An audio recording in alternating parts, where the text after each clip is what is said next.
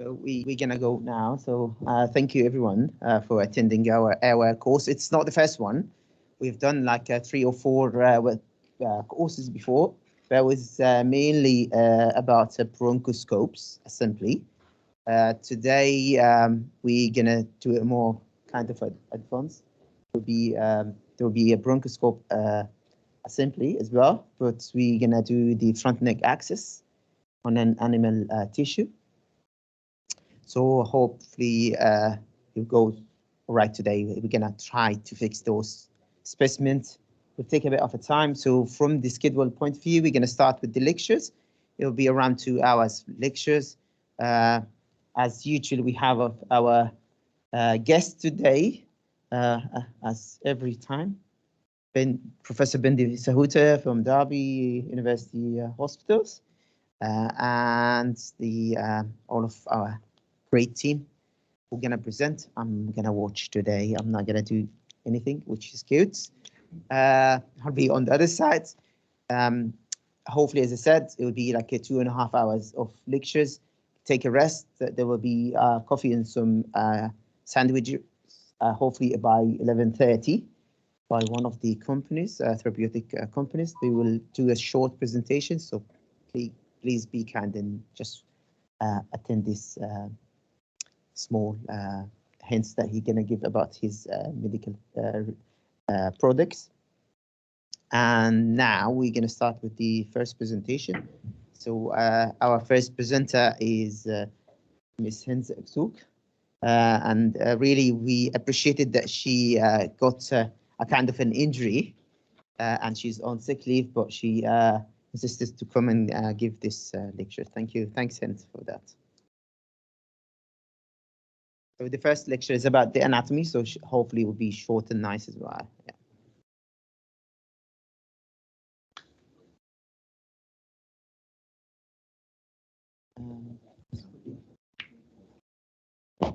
Just use this voices.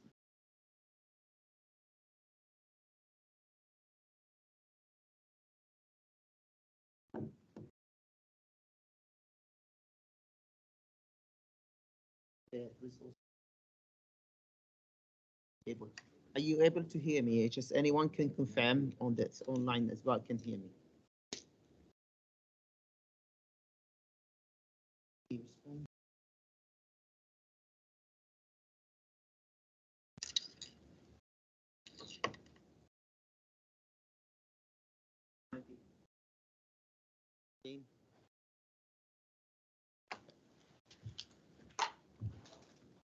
Just confirming that my voice is reaching you. That I can see there's many people online. Just I need anyone just to write down in the comments just to tell us whether he can hear us or not.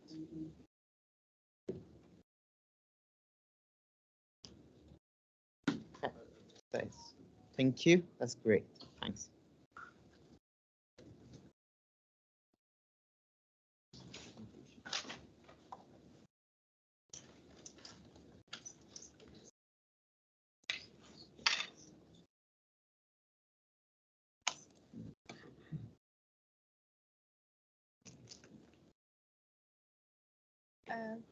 Thank you for being here.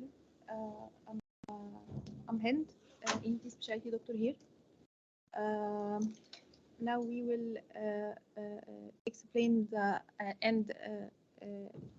anatomy of the larynx. Site of the larynx, it's present in the mid line of the upper part of the neck at the level of C3 and C6. The larynx is formed of cartilage which is connected to each other by membranes, folds, and joint, and moved by muscles and lined by mucous membrane. Thyroid cartilage, which is the biggest one of cartilage of the larynx, is formed of 2 quadrangular lamina which connected to each other in the anterior part, forming thyroid angle or Adam's apple. It's elongated posteriorly, superiorly, and inferiorly to form thyroid horns. Cricoid cartilage It's present below the thyroid cartilage, which is formed of arch, anterior arch, and posterior quadrangular lamina. It has an articulation with the thyroid cartilage and the arytenoid cartilage. Epiglottis, which is a leaf-like fibroelastic cartilage, which has two surface, lingual surface, which facing the tongue, and laryngeal surface. It's connected anteriorly with different structures from superior to inferior, base of the tongue, hyoid bone, and thyroid cartilage. Arytenoid cartilage, it's a pyramid-like shape, has an apex and base. The base has two important process: the vocal process, which lie anteriorly for attachment of the vocal fold, and muscular process, which lie laterally for attachment of the muscles. This is a nice view for the larynx. This is anterior view showing the hyoid bone and the tip of the epiglottis and thyroid cartilage and cricoid cartilage. Between the hyoid bone and thyroid cartilage is thyrohyoid membrane, which is pierced by a superior neurovascular laryngeal bundle. And there is between the thyroid cartilage and the cricoid cartilage, there is a cricothyroid membrane, which is very important in doing cricothyroidotomy.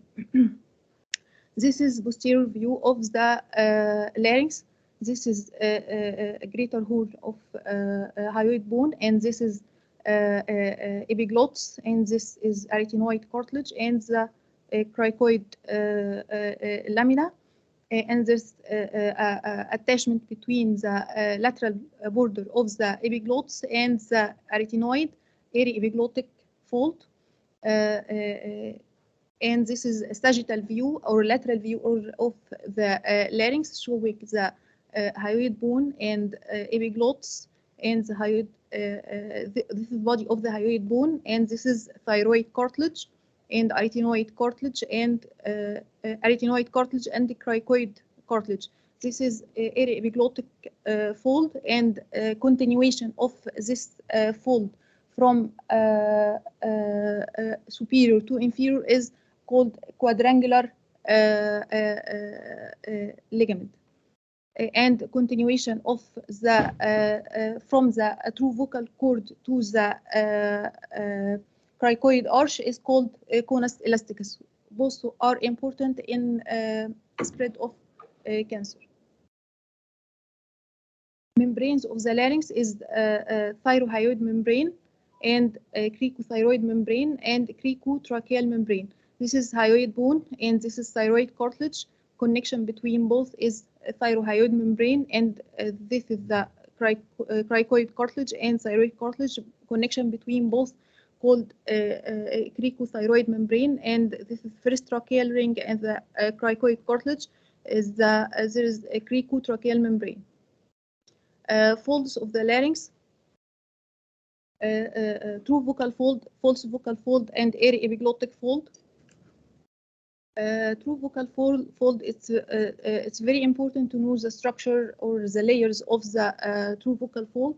The first one is the epithelium, which is formed of non-stratified columnar ciliated non-keratinized stratified squamous epithelium, and the lamina propria, which is classified into superficial, intermediate, and deep layer. Superficial layer, which we called Rhinix space, and intermediate and deep lamina propria called ligament, which is very important to know for any doctor who work in the larynx, to avoid injury of the ligament, to avoid scarring. And this is the muscle layer.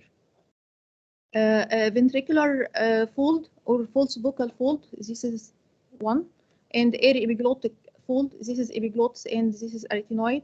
Aryepiglottic fold, as I say, that this is a continuation inferiorly of the area epiglottic fold to form quadrangular ligament. Internal laryngeal ligament, quadrangular ligament, and conus elasticus. This is conus elasticus, which is superiorly is bounded by the true vocal cord and downward to the arch of the cricoid cartilage. Quadrangular ligament, as I say before. Yes. This is attachment between the epiglottis and arytenoid, forming area epiglottic fold continuation downward to the level of the false vocal fold to form a quadrangular ligament, which is the boundaries between the piriform fossa and the supraglottis. Laryngeal inlet, it's directed posteriorly, which is bounded anteriorly by the tip of epiglottis and laterally by area epiglottic fold and posteriorly by the arytenoid cartilage. This is the picture showing different position of the vocal fold, which is this during phonation, and this is during full abduction, during deep inspiration, and this is during rest. Cavity of the larynx is formed of glottis, supraglottis, and subglottis.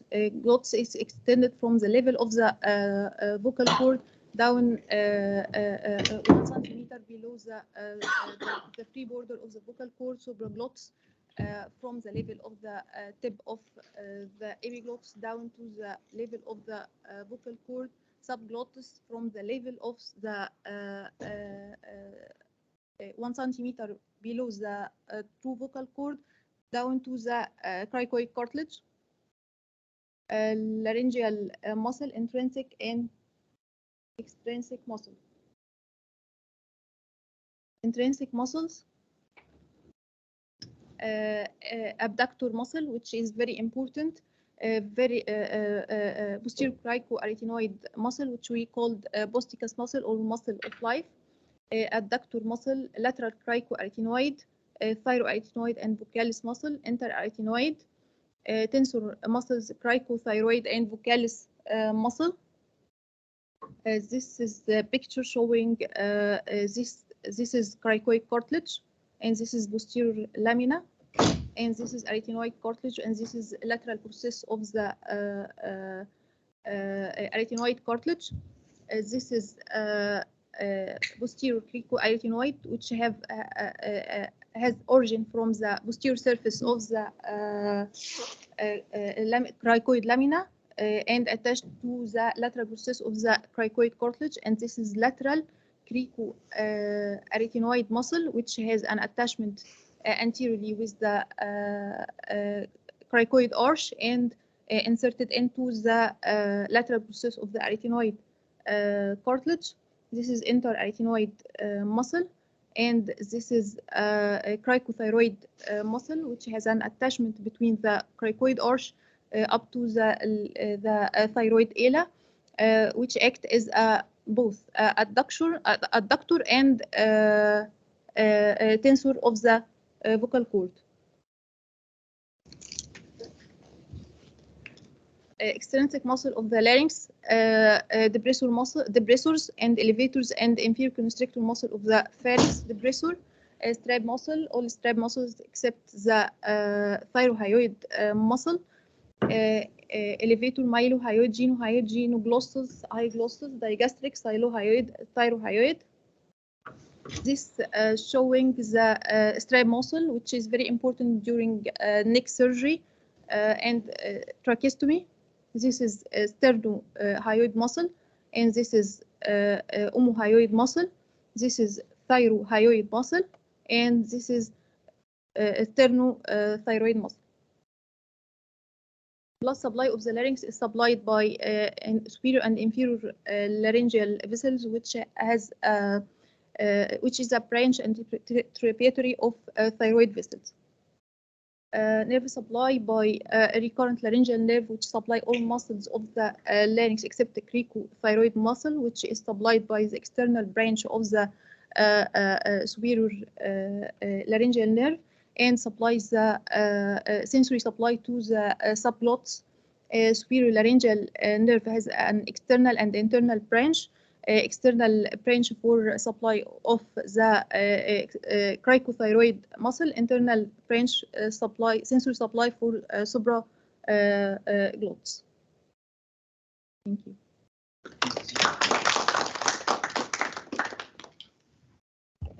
Thank you, Hind, for your presentation. I know that we have a lot of juniors as well, so we need to be a bit basic. We start with the anatomy.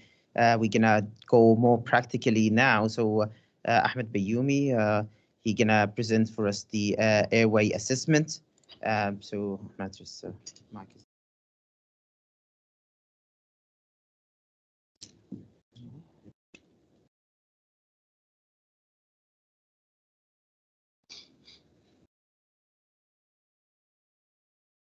Thank you, everybody. You are welcome to Lincoln County Hospital.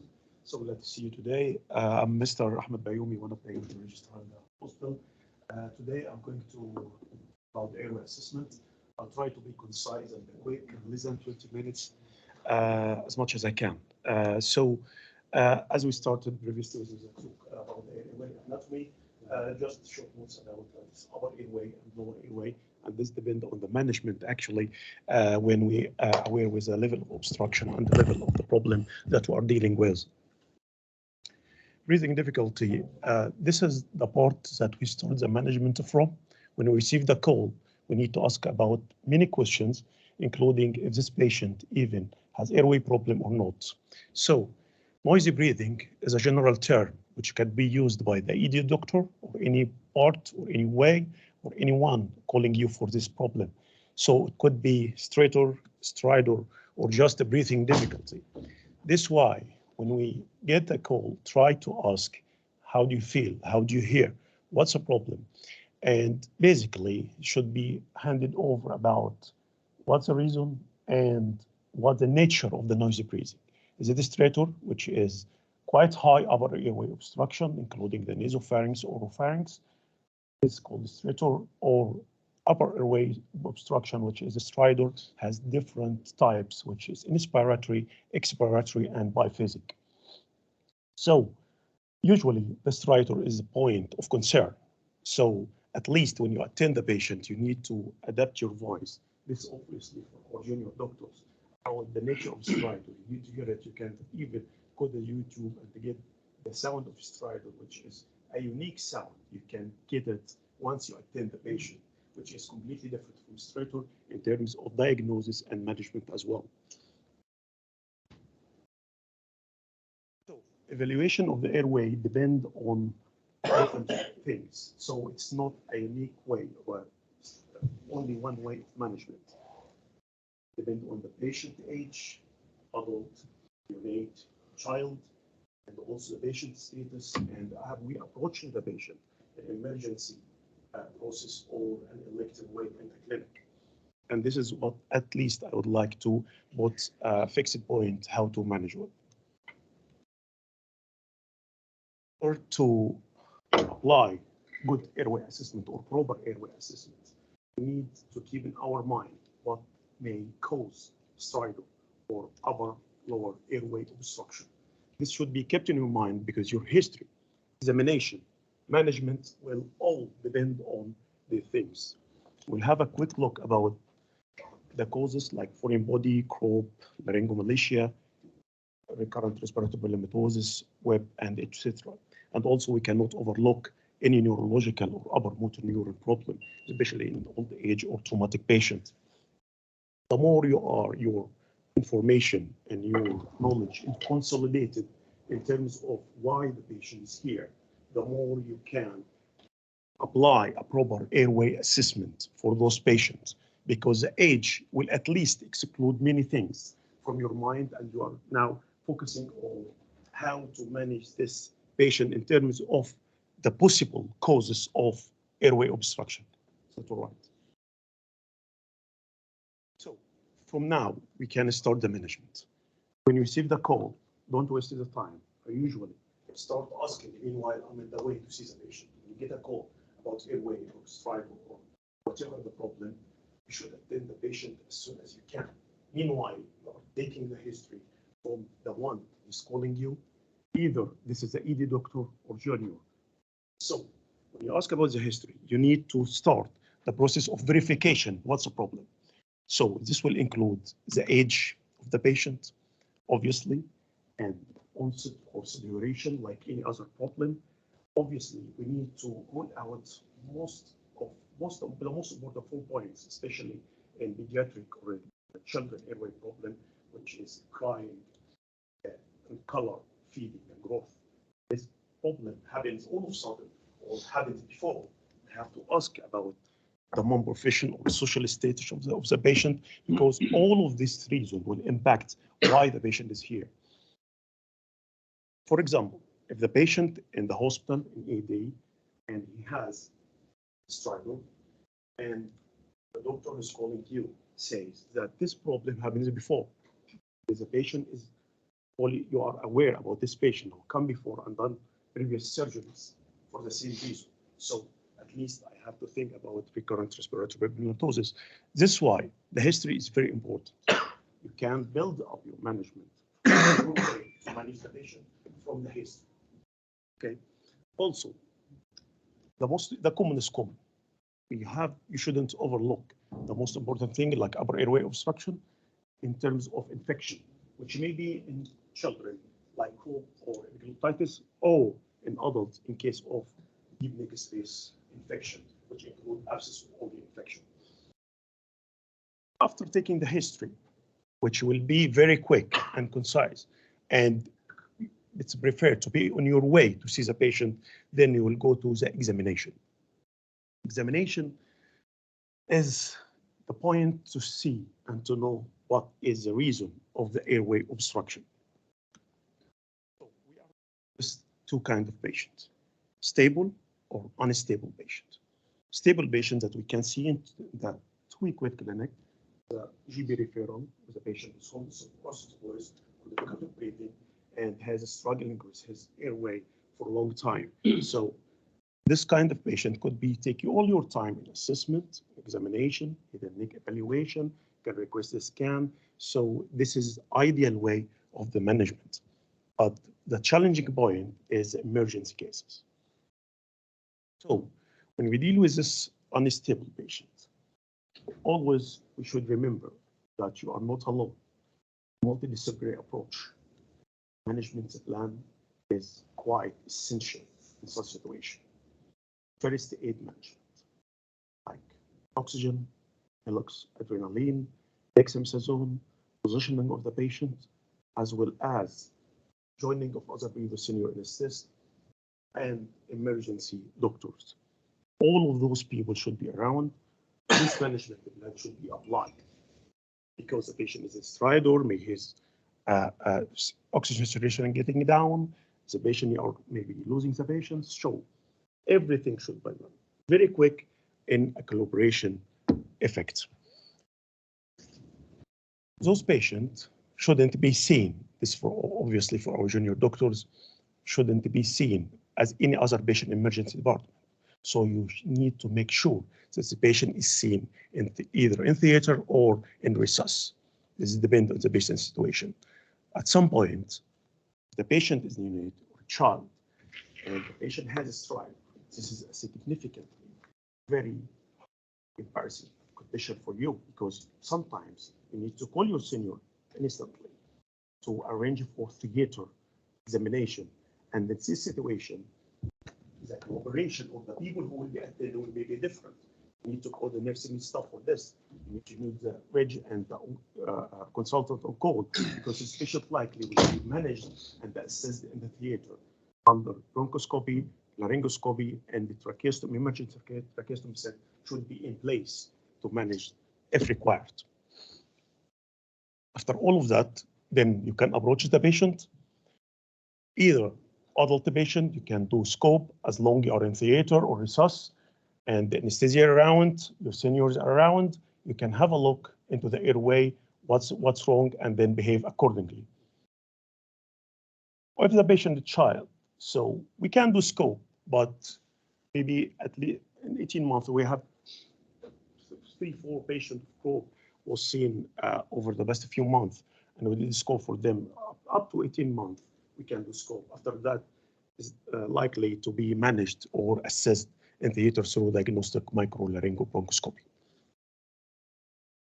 Again, in terms of the stable patient, we shouldn't overlook that is the best chance to assess a patient, rule out all red flag signs, and investigation required, including the full history and examination of head and neck and the flexible endoscopic assessment. Taking in consideration the airway, the whole airway in the management, we need to be aware about tonsils grading in terms of strator condition, also malapathic classification of obstructive sleep apnea. When you examine the patient, and as we will do in practical part today with flexible nasoendoscopic microlaryngobronchoscopy, we need to address all airway possible points to rule out the reason of airway obstruction. So nasopharynx, oropharynx, hypopharynx, getting to the laryngeal inlet, don't overlook piriform fossa. Try to go with, if possible, obviously, by flexible nasoendoscope, a little bit below the vocal cord and hanging over the camera to see if there is anything occult below the vocal cord may cause obstruction.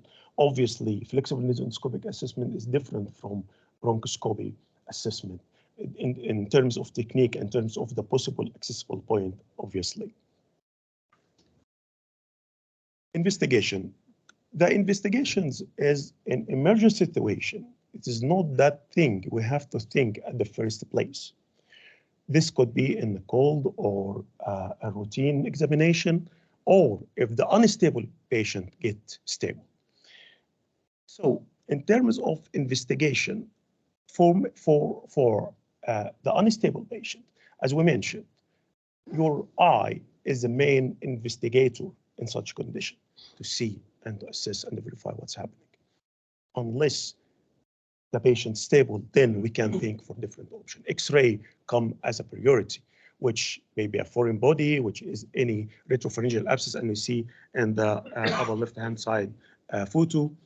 Flexible nasoendoscopic assessment, as we discussed, where and when we can do it. We can manage to find this photo in the bottom of the left-hand side, the ideal shape of epiglottitis, swollen epiglottis, or as we mentioned, deep neck space infection or abscess in the bottom of right-hand side, which is showing maybe this soft tissue lesion involving the thyroid cartilage, infiltrating the larynx, which cause stridor for this patient, and MRI if required. So investigations is a main role to complete your management, but it is not the first priority basically in airway assessment. Thank you very much.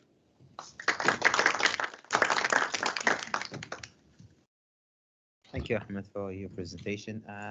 So we have done, we've looked on over the anatomy, how to assess the first emergency management is the front neck axis. So Mr. Shadi Sulaiman will present the front neck axis, followed by Mr. Sahut about some scenarios of the difficult airway management. So we try to make it more like interesting by upgrading the lectures knowledge. Thank you, Shadi.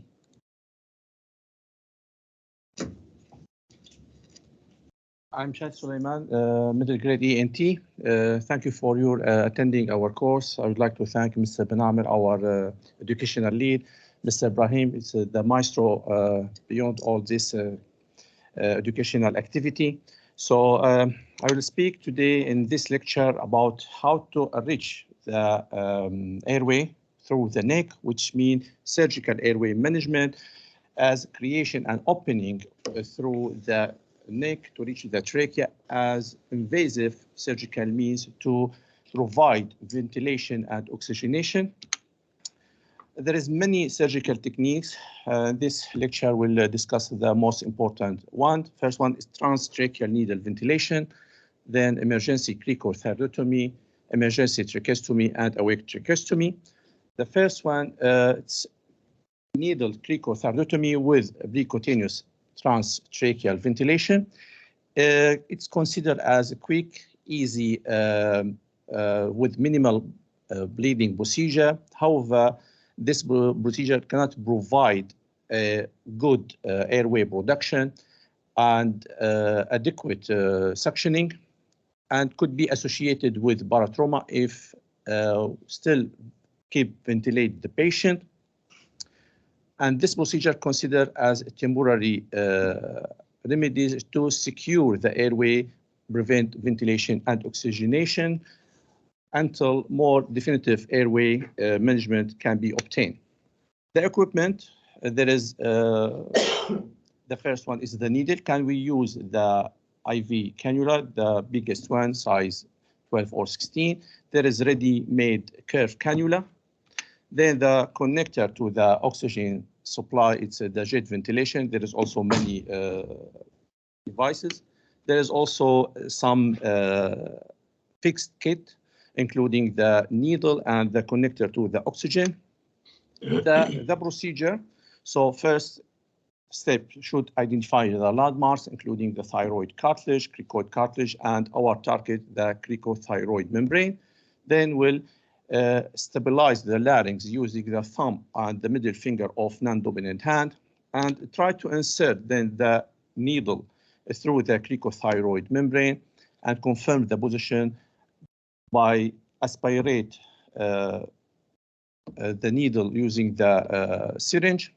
When we confirm the position, we can advance the cannula and secure the airway, then connect to jet ventilation and start ventilate the patient by high pressure oxygen by inspiration less than 1 second, followed by 3 seconds of expiration to prevent the paratrauma.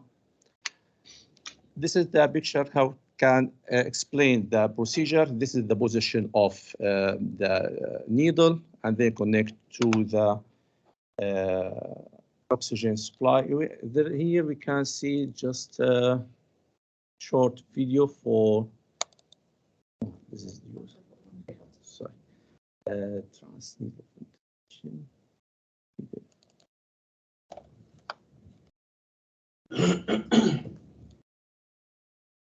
So this we just to start to I define the landmark. This is the area of our target, the cricothyroid membrane. Then we'll can use the biggest cannula to be inserted in the area of cricothyroid membrane, how to stabilize the larynx by thumb and middle finger of non-dominant hand. Then we'll insert the cannula through the cricothyroid membrane until we feel no resistance. That means we reach the airway. We can confirm that by aspirate in the needle and feel the air coming through the needle. Then we'll connect to the oxygen supply, ventilate 1 second, relieve for 3 seconds to prevent the paratrauma.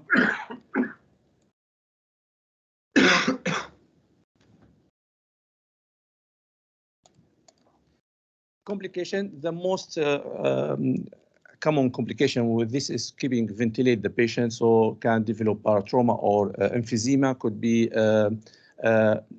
reflux cough with east ventilation, kink of the cannula with esophageal or mucosal injury. The second technique, cricothyroidotomy. So cricothyroidotomy means establish an opening through the cricothyroid membrane to place the cuffed tracheostomy tube or endotracheal tube to secure the airway. When the decision is initiated to go for this surgical option, there is some essential consideration. So we should ask ourselves, will accessing the cricothyroid membrane is effective?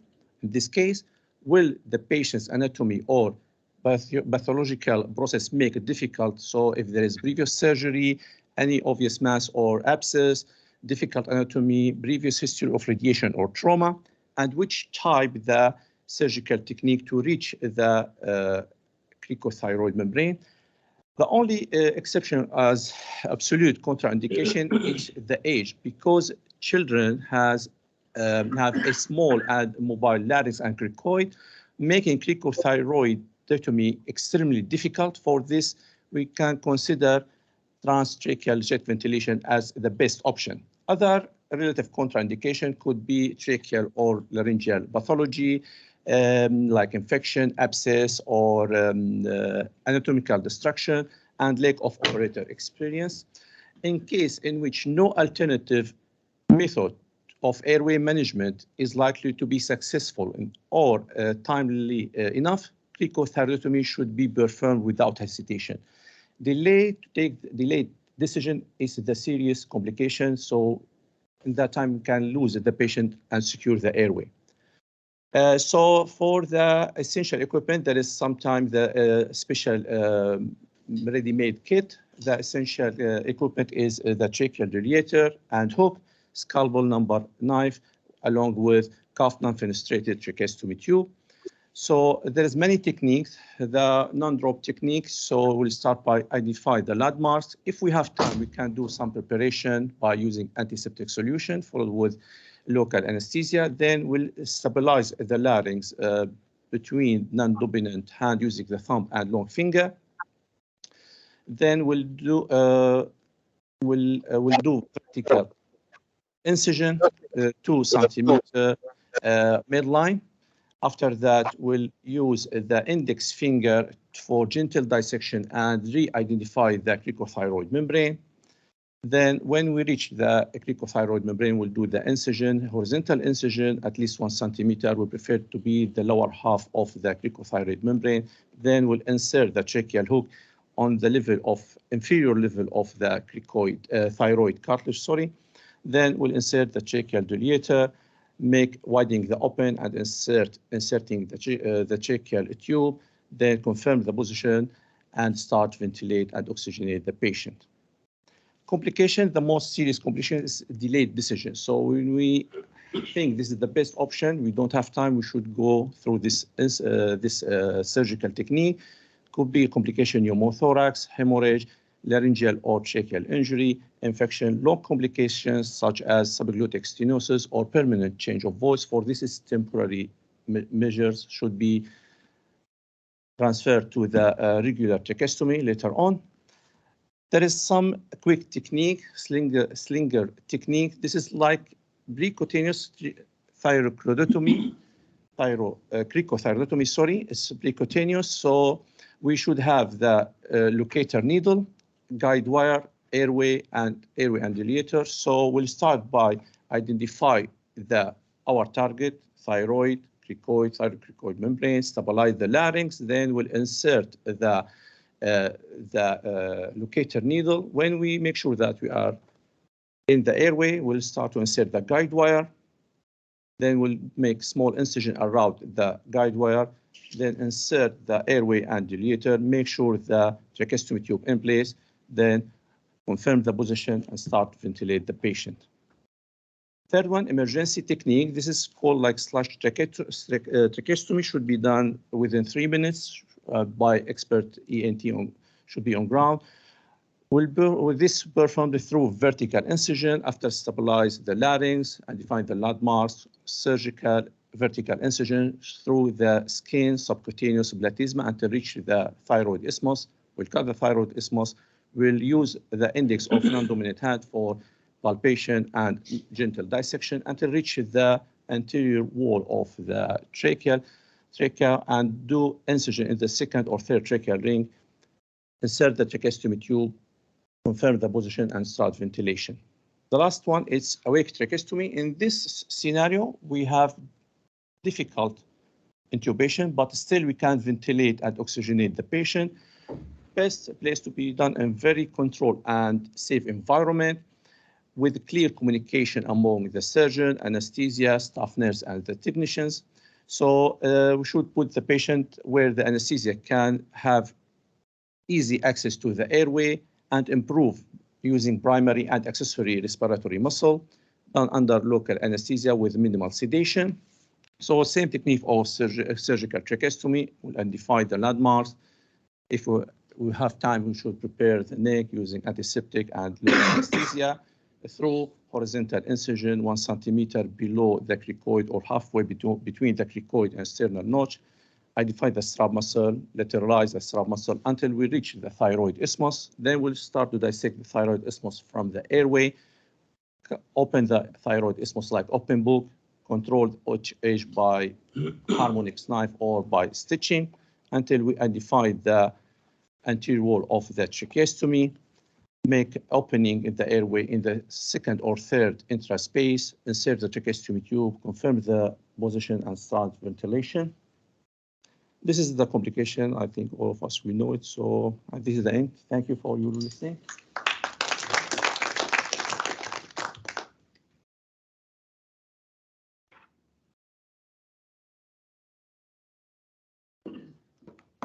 Thank you, Shadi, for your presentation.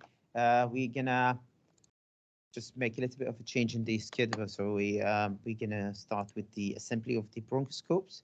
So one of the tools as well that you can use in the emergency, and leave the last session with Professor Sauta later for the management of difficult airway scenarios.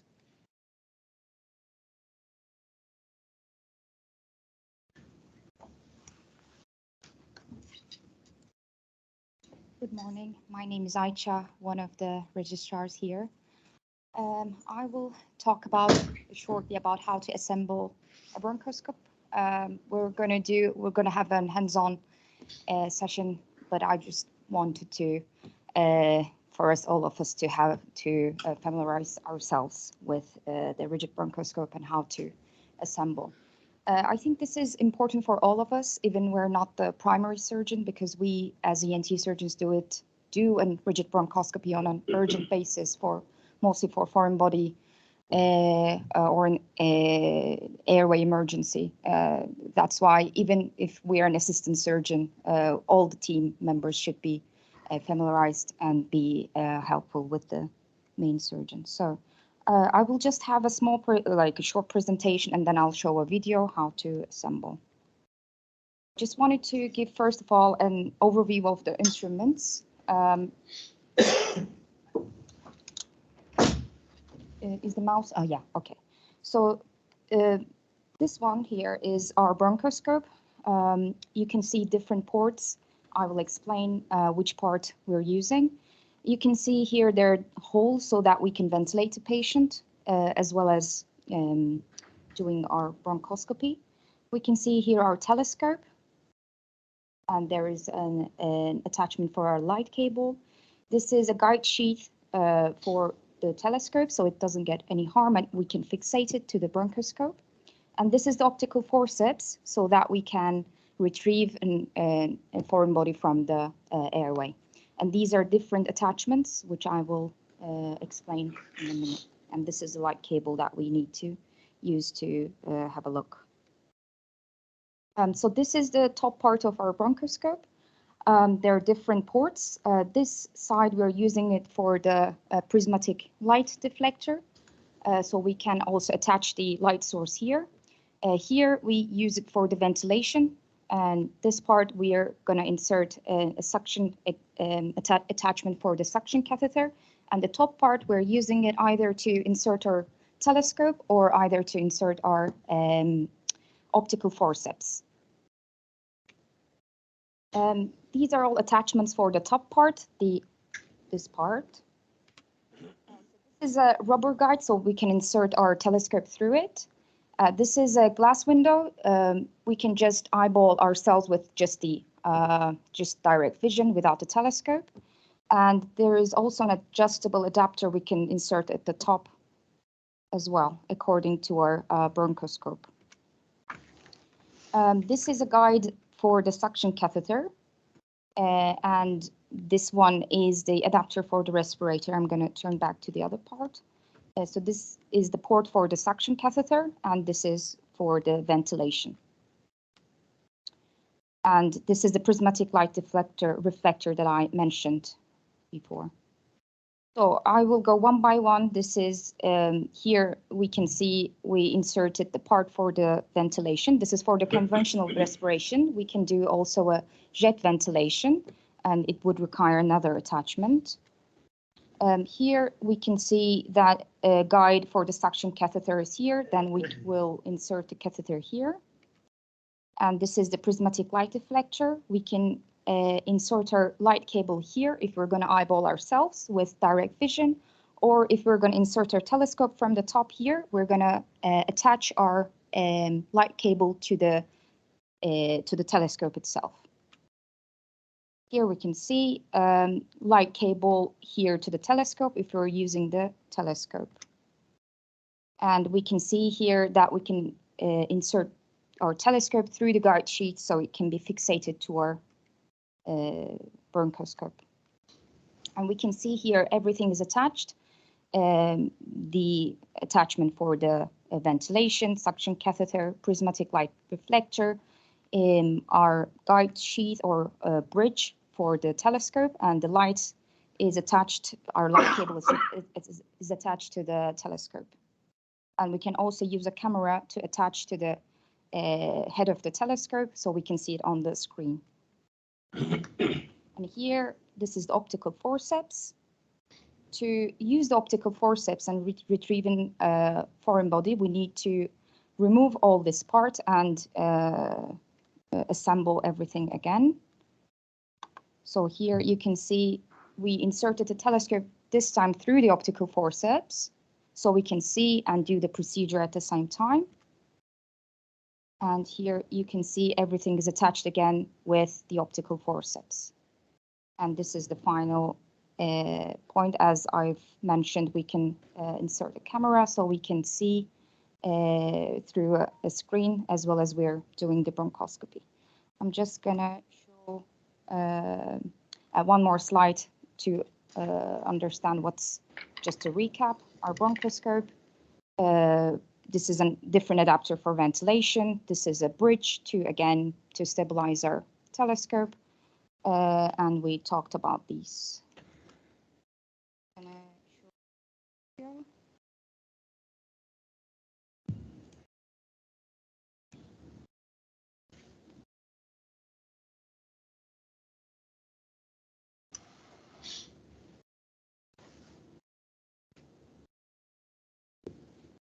This one is a pediatric one, obviously for adults and for children we use different sizes. Also for children there are different sizes according to their size. So this is again our pediatric bronchoscope. This is our optical forceps and our telescope. This is all different parts of our bronchoscope. The prismatic light reflector again. This is the bridge. This is our ventilation circuit. And this one is for the suction.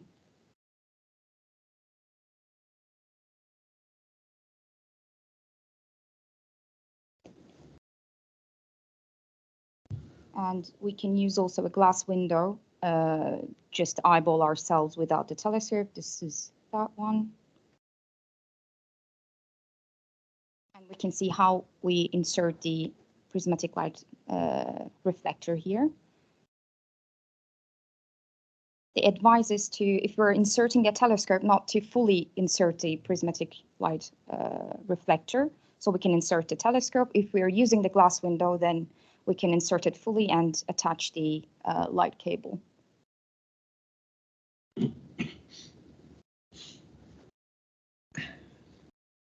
This attachment is for the ventilation.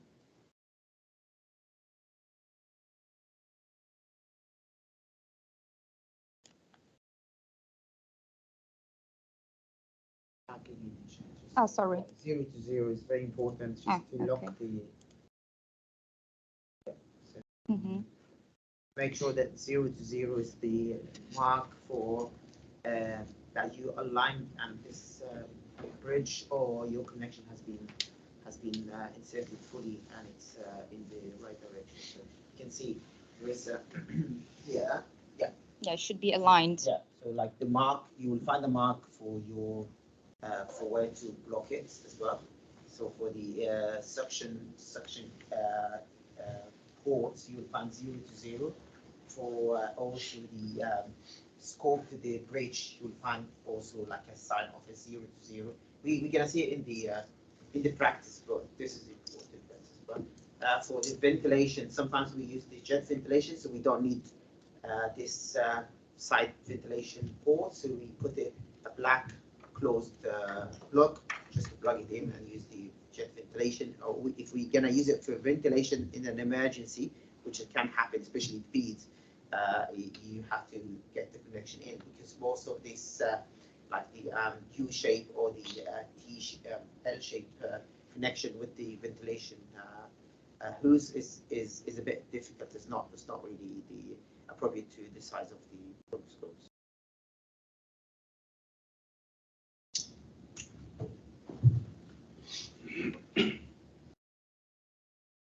The same way, 0 to 0, you can see the landmark there. There's a mark on the mark on the rigid bronchoscope, and there is a mark as well in the scope. You see what he's doing now, and once it's there, you turn it down, and if this means it's locked, it's not going to fall down, especially if you have a high-bay camera. It's very difficult. If you don't look it either will be broken or slip down. And the last point is how to insert it needs to be in such an angle that we don't break the telescope.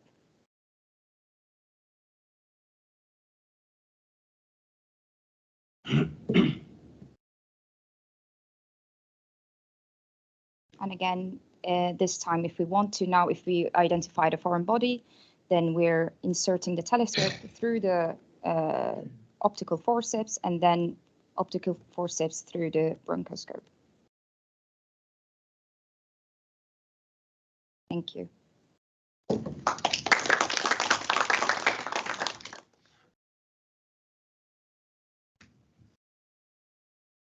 Ready. Thank you, Isha, for the presentation. This is really great. Yeah, take your time. So everyone, go up, stretch their hands up, back. Just I know a lot of times the lectures are a bit boring because it's more like more informatic, but I don't like to rush in the practical, which is the nice bits, which is usually the amazing bit, and everyone will be waking up at in the practice. But I say that the basic knowledge is good as well. So kind of refreshment. I know there's seniors and juniors difference level here. So we need also to give the juniors a bit of this simple knowledge, and also the seniors to refresh their knowledge. Do we have? Yes, sure. Can I ask about sizes of the bronchoscope or of the read camera? Yes. So how sometimes you might not find everything in one set, and you might have to ask to get it. Yes. So usually we in our case we have like a trolley for that. We have trays and we have a trolley, and on the side of the trolley we'll find that what exactly you would like or you should find. Like a timetable. Yes, it's like a table saying you what is the age, weight, and which one you should pick up. And it's a teeny tiny small reading chart, but it's good because it have a color match. So they will tell you which rigid bronchoscope that you need to get and this age by color. For example, you have an orange one, size blah blah blah, 5. For example, if you have like the 5 years old, you'll find the from 3.5 to 4.5 size, and it's like a color of I cannot remember, but it's say orange, and they will tell you the telescope to pick up, which is that one. Sometimes it's not matched, which is a bit difficult, but I would say pick up the longer rather than the shorter. But if you are in emergency, don't rush to put the telescope directly. Use your eyes. You can use your eyeball first. So you see Context that we can, let me, The same problem as last yeah, no, I had my laptop, so that's fine. Yeah, Yeah. just to pick up on that one. Yes, please. The really easy way of thinking about it is if you just go onto Google and you literally type in Great Ormond Street sizing bronchoscopy, there's a PDF, and I took a picture of that. I save it in my favorites on my phone. But if you literally just type that in, and it's basically a cheat sheet, so it's a table which says that if a kid is this weight, if this kid is this age, this is the bronchoscope you should use, and it'll show you the colour differentiation. So predominantly most bronchoscopy kits are the Storts kit within the UK, and they're all colour coordinated. So there's an orange, there's a green, there's yellow, there's a red, basically. Each one sequentially gets bigger. And the way to kind of think about it is when you're small, they're physically small, but they're also shorter. Yeah. And the reason that is it's there to improve optics for you to look down in the larynx or down into the trachea overall, further up. As you get longer, they get wider. So you can get away sometimes using the wrong size, potentially a little bit larger in certain people if they've got more aperture. If you look at that table, it's a really good cheat. I can see a few of you are probably already looking it up now. Yeah. Anybody got it up? Not connection. Yeah. But it's fairly easy to follow, isn't it? Yeah. I like I say, I've got it on my phone and I save it always in favorites, just in my pictures, so that it's not that there's an issue, you know, if you can't see it or anything like that. It's always on your phone because on call you always have your phone with you. The problem if you're a doctor, you're on your phone with you. Yeah. And it's just a really nice safety move. And so there's a few things I keep on there, and that is one of them. And it's honestly amazing. The other thing is, if you look at most theatres, they actually have, so Storts have actually printed out normally I think it's on an A2, but it's like a massive poster like that. And it's normally got a 5-point instruction of how to put the bronchoscope together. And literally it's 5 points to follow that. So it's kind of a very quick summary. So often you'll kind of be in theatres and you won't even notice it's there. But actually just go look at the posters that are on the wall. And I know, for instance, in our theatre, that's what we have as kind of a safety thing. And again, if you Google it, it'll come straight up. Yeah, and it's literally the 5 points you need to do. You can also jump on YouTube. You got it? Yeah, that's Great Ormond Street chart. That's exactly what it looks like. The other thing that you can do is you can just jump on YouTube. And so Michael Quo from Children's in Birmingham, he has I think it's 3-minute video, very similar to the one that you saw, but really simple how you put it together. And so it's a really kind of common thing to ask overall. Does that make sense? Oh.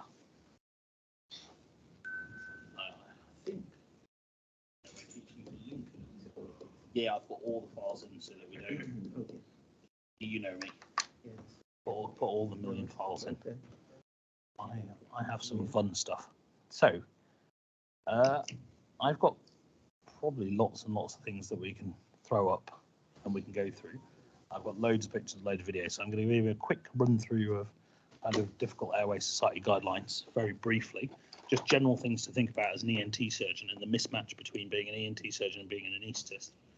Because there's always a bit of a mismatch in that regard. So we don't think about often as surgeons. Surgeons often very much thinking about how do I cut something and chop it out. Yeah. And that's kind of the way I think about it. If you just open that folder. Yeah. So just that's all right. I suspect it'll be that one. Maybe. Possibly.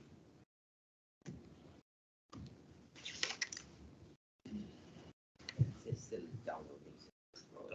Do you want to go? Yeah, and you just say, okay, open it.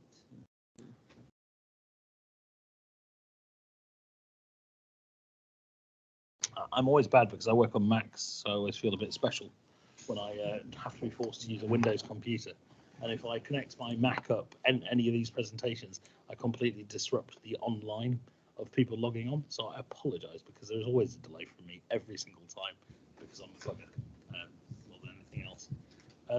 We'll talk about kind of the general mismatch in a couple of minutes. I have loads of videos and loads of pictures of, and every single video and picture that you see is a real patient that I've seen. Every single patient that you have a picture or a video on, I have either seen in my registrar training, my fellowship training, apart from one that I've dealt with as a consultant.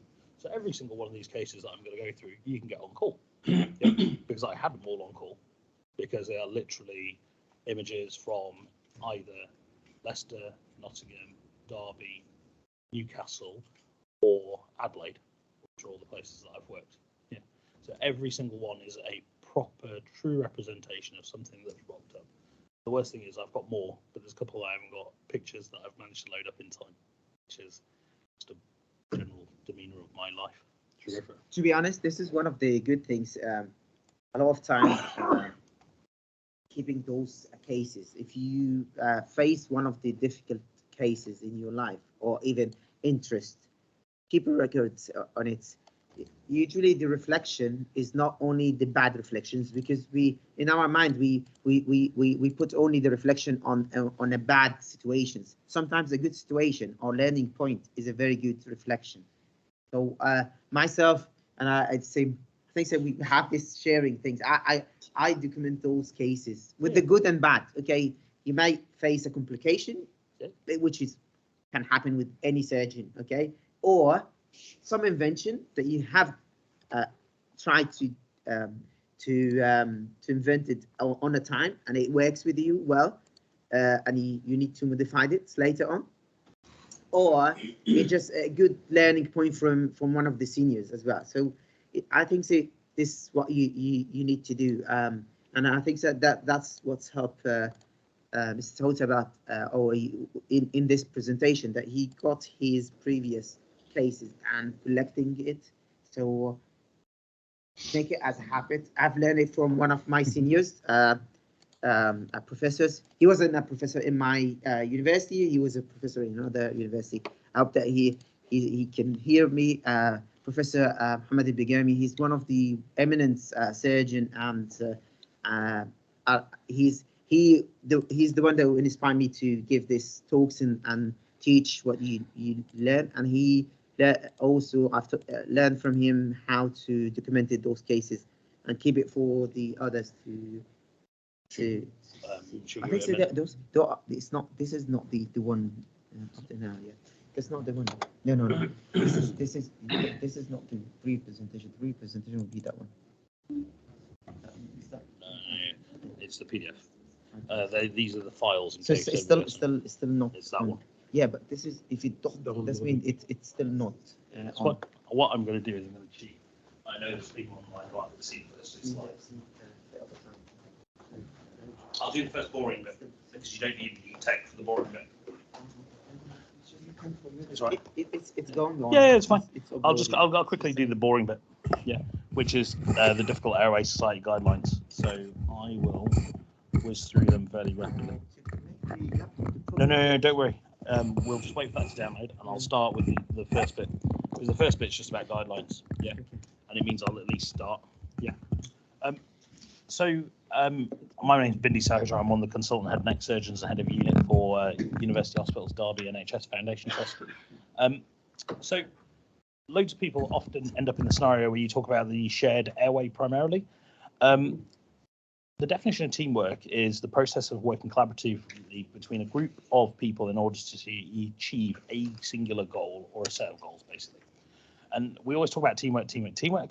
In regards to this, realistically, airway management is an active conversation which happens between surgeons, anaesthetists, and the other advanced healthcare practitioners who look after patients. Yeah.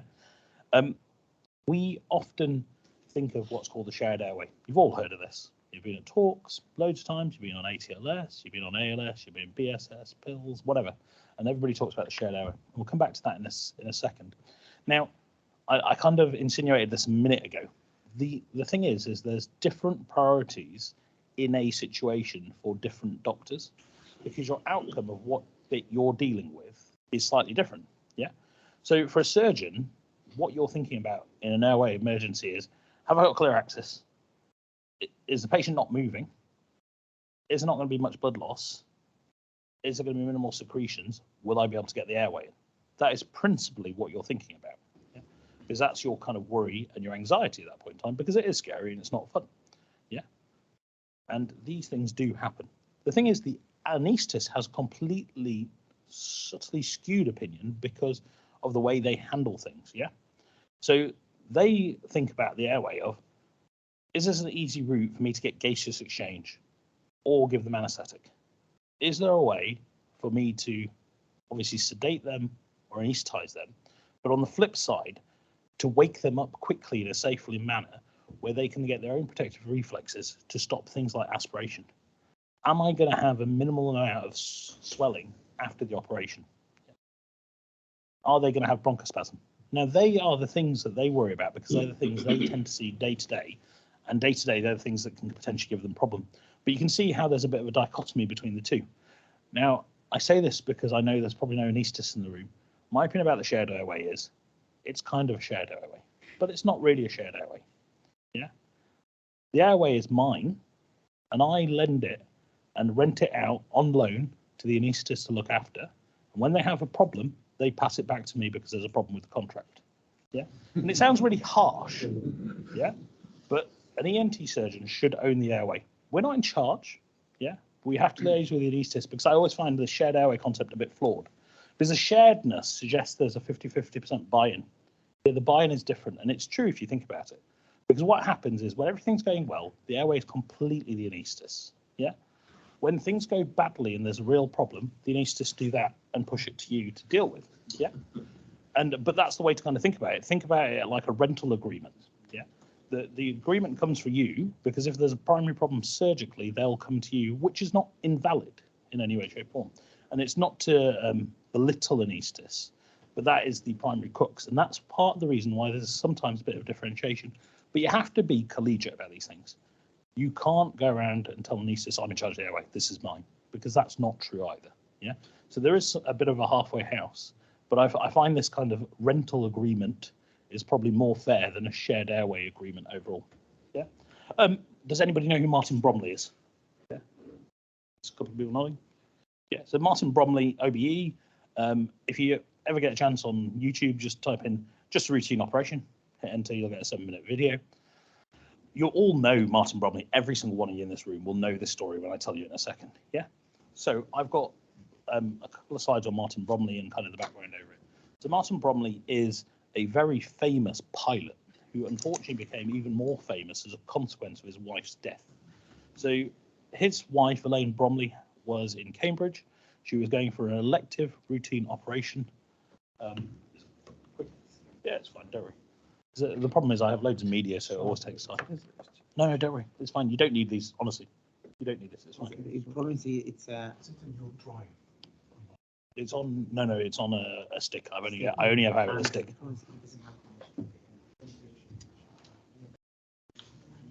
You need the connection for sound. This always happens every time I come. It's my fault. It's not anybody else's. They accept it because I'm a dick. That's fine. It catches it out every time. It's the same thing every time from me. Because you guys are clever and you use OneDrives and I'm old-fashioned. I use a stick. I'm just not that clever. And I get weird when people don't use my Mac. It's just odd. It's Mac people who've got issues.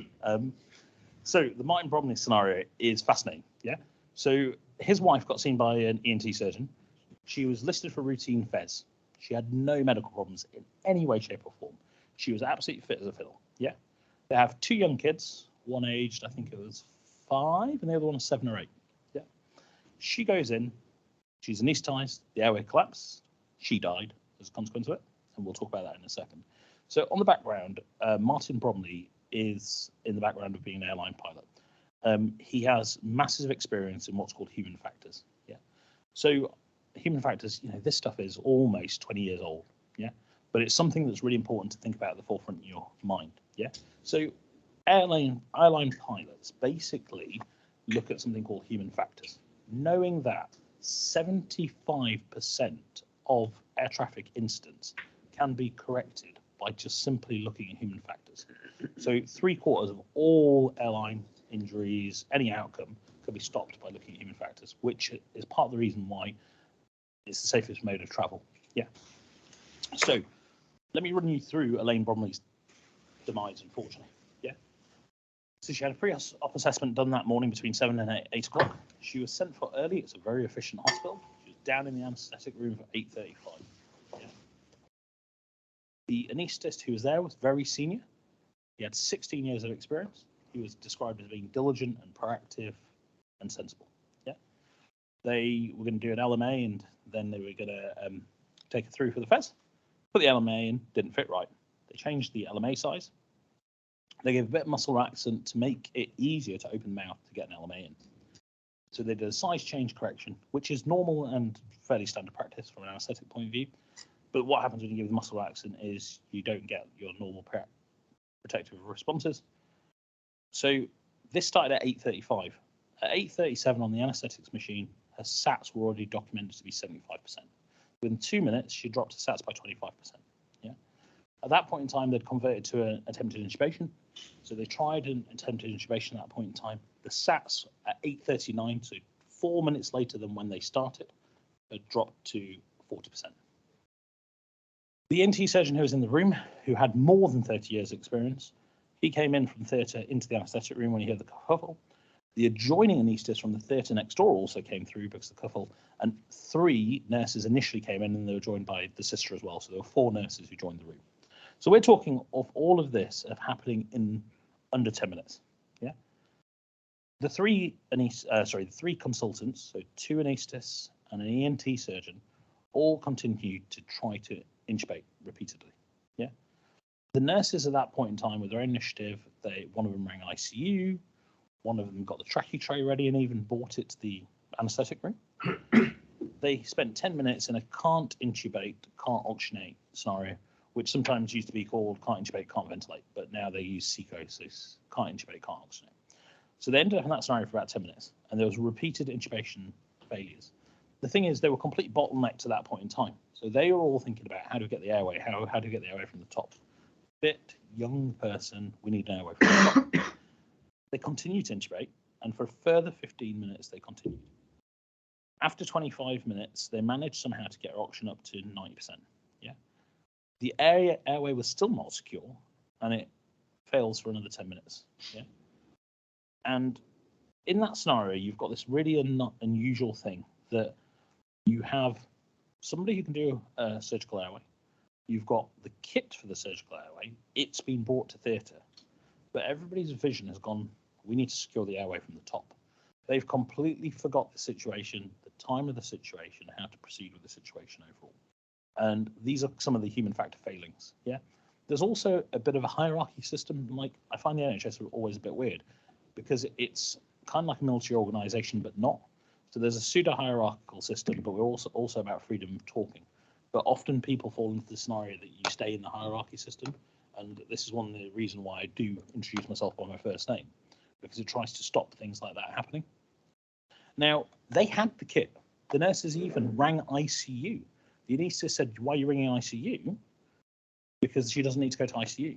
Yeah. So at that point in time, they were so bottlenecked, they never thought that was going to be a scenario. Yeah. The nurses were pushing to open the trachea tray to do front and neck access, and it just never happened at that point in time. Yeah.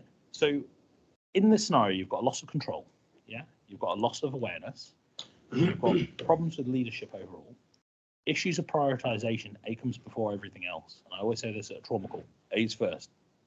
Nothing else is before A. We are first at trauma calls. Yeah.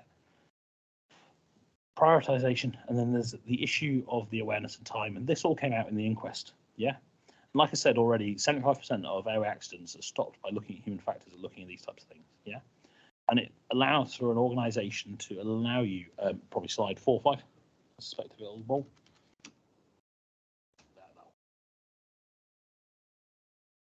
So this is just to run through the slide. So everything I've just said is written on this slide. Don't worry about reading it. But this is the Martin, Bromley, Elaine, Bromley scenario. Yeah. So you've got a complete failure at that point in time to speak up, to push for the trachea. Yeah. Even though you had the right people, the right kit, the right theatre in effect, and it was all in theatre, ready to go in under 6 minutes. Yeah. So that's how you've still ended up with breath. This is Martin Bromley. He subsequently set up what's called a clinical human factors group and has got an OBE as a consequence of this work of making things like anaesthetics a lot safer. So why do we worry about communication? What is a difficult airway? So difficult airway is a vastly diverse set of airways as a whole. Now, I'm going to go through anaesthetic stuff, not surgical stuff initially, so that this is going to be about another 10 minutes in total, and we'll get on to some cases. But an anaesthetist can define difficult airways from anywhere from problems with mass ventilation, problems with the LMA that's fitting, i.e. supraglottic airway, problem with visualizing the larynx, problems with sticking a tube in the larynx, which is defined as 3 failed attempts or taking more than 10 minutes. Yeah. Then there's a failed intubation where you've tried and you cannot physically do it. This horror scenario that anaesthetists absolutely end up in brown pants moments of can't intubate, can't oxygenate, yeah, which used to be can't ventilate. Then you have difficulty with fibre optic intubation. Then you've got difficult surgical airway. And then you've got complications at extubation. I include that specifically because that's something that us as a group of surgeons won't think about. Yeah, we won't think about laryngospasm. We won't think about bronchospasm. We won't think about secretions because it's not in our surgical mindset to think that way. We forget about that component. Yeah. So we often forget about the component at the top. We often forget the component at the bottom. We're always in this scenario going CICO and surgical airway because we're surgeons. That's what we worry about. So how common do these happen? So difficult mass ventilation happens in about just over 1% of the population. Yeah. In about 0.05, so 1 in a couple of hundred, it's completely impossible to ventilate them. Yeah. With mass ventilation in certain people. Yeah. Difficult intubation happens quite high actually. So, 1 in 20 to 1 in 10% of people. Failed intubation is singular figures. Luckily, the can't intubate, can't ventilate is about 1 in 20,000 to 1 in a million type of scenario. And these things are the things you need to be wary of. Yeah. So the assessment of the airway has already been done, but I'm going to talk more from an anaesthetics point of view rather than a surgical thing. So when they look at them, they look at history of previous problems, look at the anaesthetics chart, the physical examination, the general examination, the Malpathy, visibility that you all know about, the upper lip bite test, which is where they get you to bring the jaw forward over the upper lip, and they see how much you can protrude your jaw out so that when they intubate you and they lift you up, as in your jaw, how much does your mandible come out? If your mandible's fixed, so you've got TMJ arthritis or fixation, then you haven't got movement there, so that won't move the tongue. And that's a very bad indicator of access for intubation. The interincisor distance basically shows you how much space there is. Some people have really crowded teeth and their entire throat can be crowded as a consequence of that. Sometimes people use multivariable predictor systems where you look at multiple points, put it into a system, and you look at a scoring system. The most common one scores, and I think it's over 5 is a difficult airway. The thyromental distance is really useful. So if you've got 3 finger breadths, basically because the upper part of the thyroid cartilage and your mentium, then you're probably okay. If you've got less than that, then there's sometimes issues. You look at the length of the neck, the thickness of the neck. Anybody with a circumference over 17 inches has an increased chance of having problems because of adiposity and just large tissue, because it also happens in acromegaly. And then the other thing that's really useful to look at is the range of movement overall. This is basically exactly the same thing, just put out into a table just to make it a little bit easier to read. So what things do anaesthetists try and pick up when they see them? So when we're running around consenting them, we're worried about accessory nerve injuries and so on and so on. This is the stuff that the anaesthetists actually do. And sometimes if you've got time, it's worth listening to them to just hear them how they consent for a general anaesthetic. So the things they try and look at is, always be wary of snorers and people with undiagnosed OSA. Anybody with a beard is normally trying to hide a under or enlarged jaw.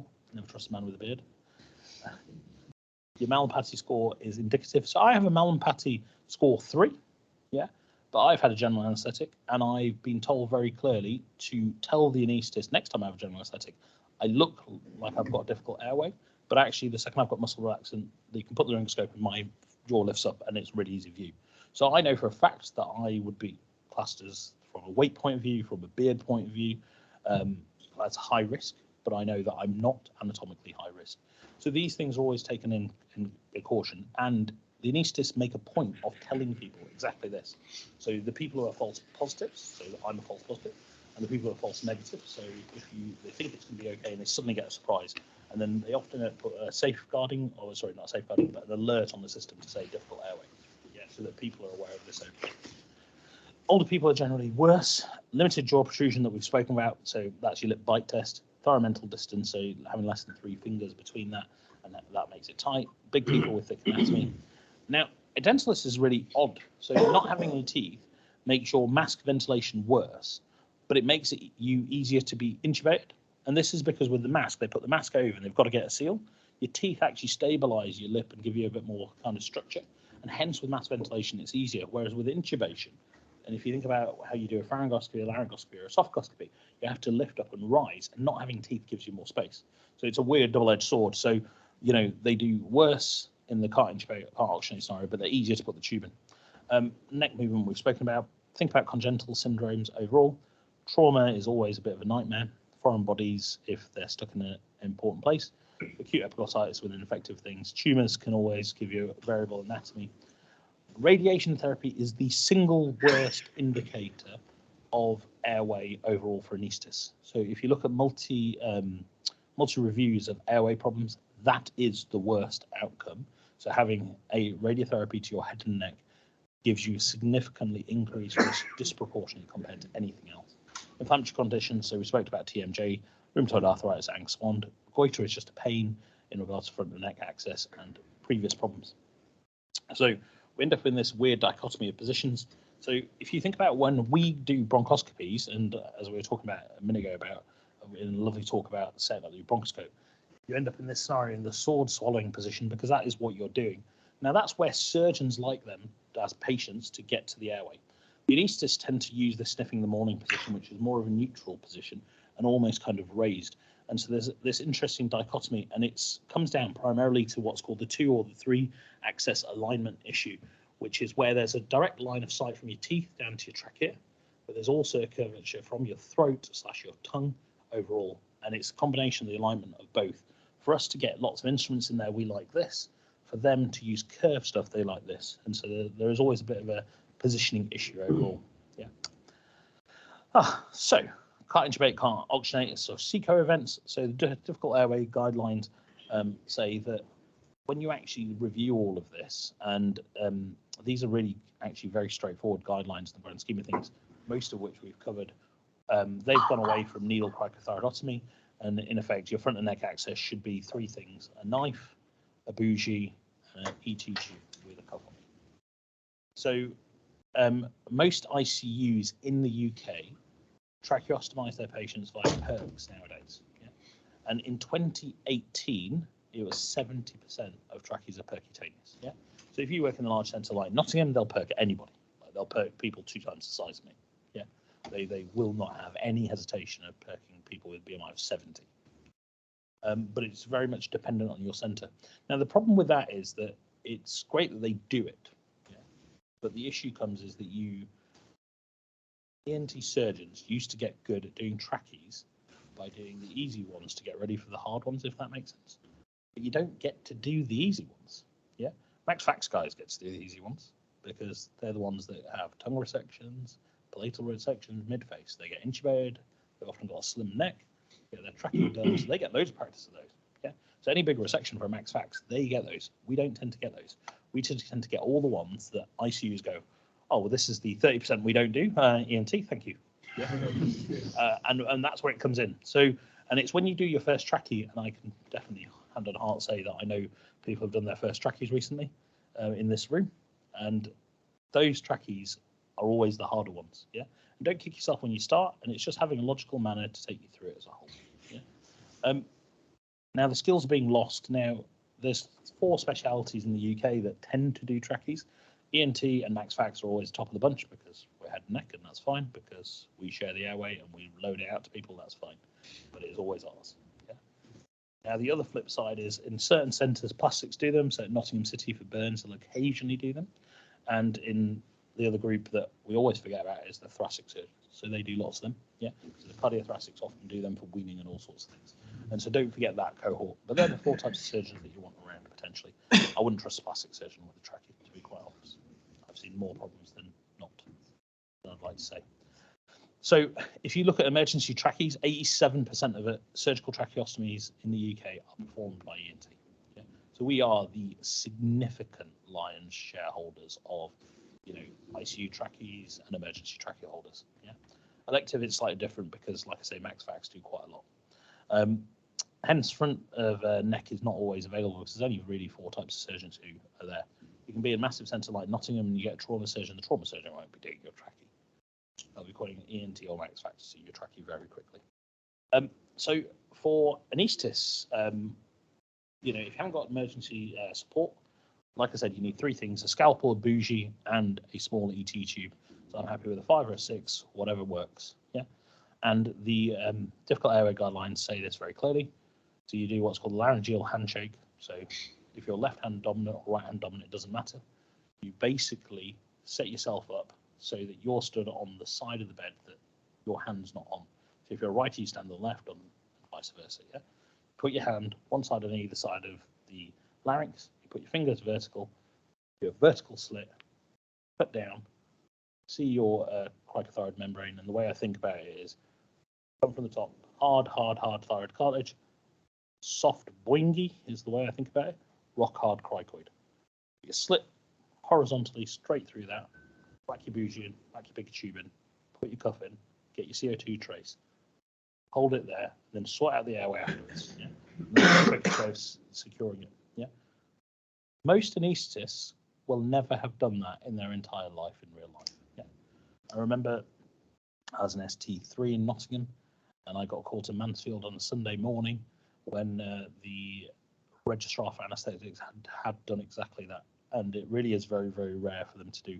Unfortunately, I've probably done about 7 or 8 crash trachees or slash trachees in my life. I tend to do about 1 a year in my practice because I love a shitty airway.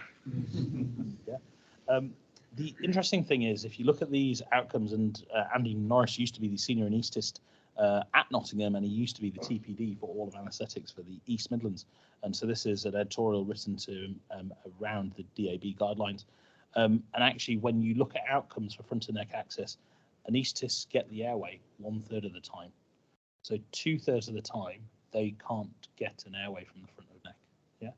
Surgeons, we do slightly better. So our success rate is about 3/4 of the time.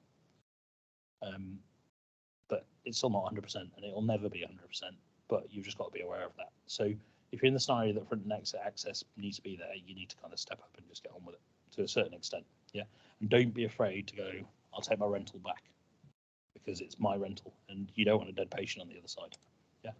I've just put these up just so you've got them. These are the difficult airway guidelines. So this is the normal play of an airway that people can run through. These are all available online. I've no idea why it's done that on a PDF. Basically, if they're not going straight to LMA, they'll have a look with the laryngoscopy. They'll stick a tube in. If they struggle with that, then they'll go for a supraglottic device. If you try that, they'll try face ventilation. If there's any issues before muscle laxative's got in, you can pull out. If there's an issue, you can do cricothyroidotomy. This is basically exactly the same. I'm running through that as a whole. So can't intubate, can't ventilate, and then the scalpel cricothyroidotomy. And then just go vertical and then turn right angles.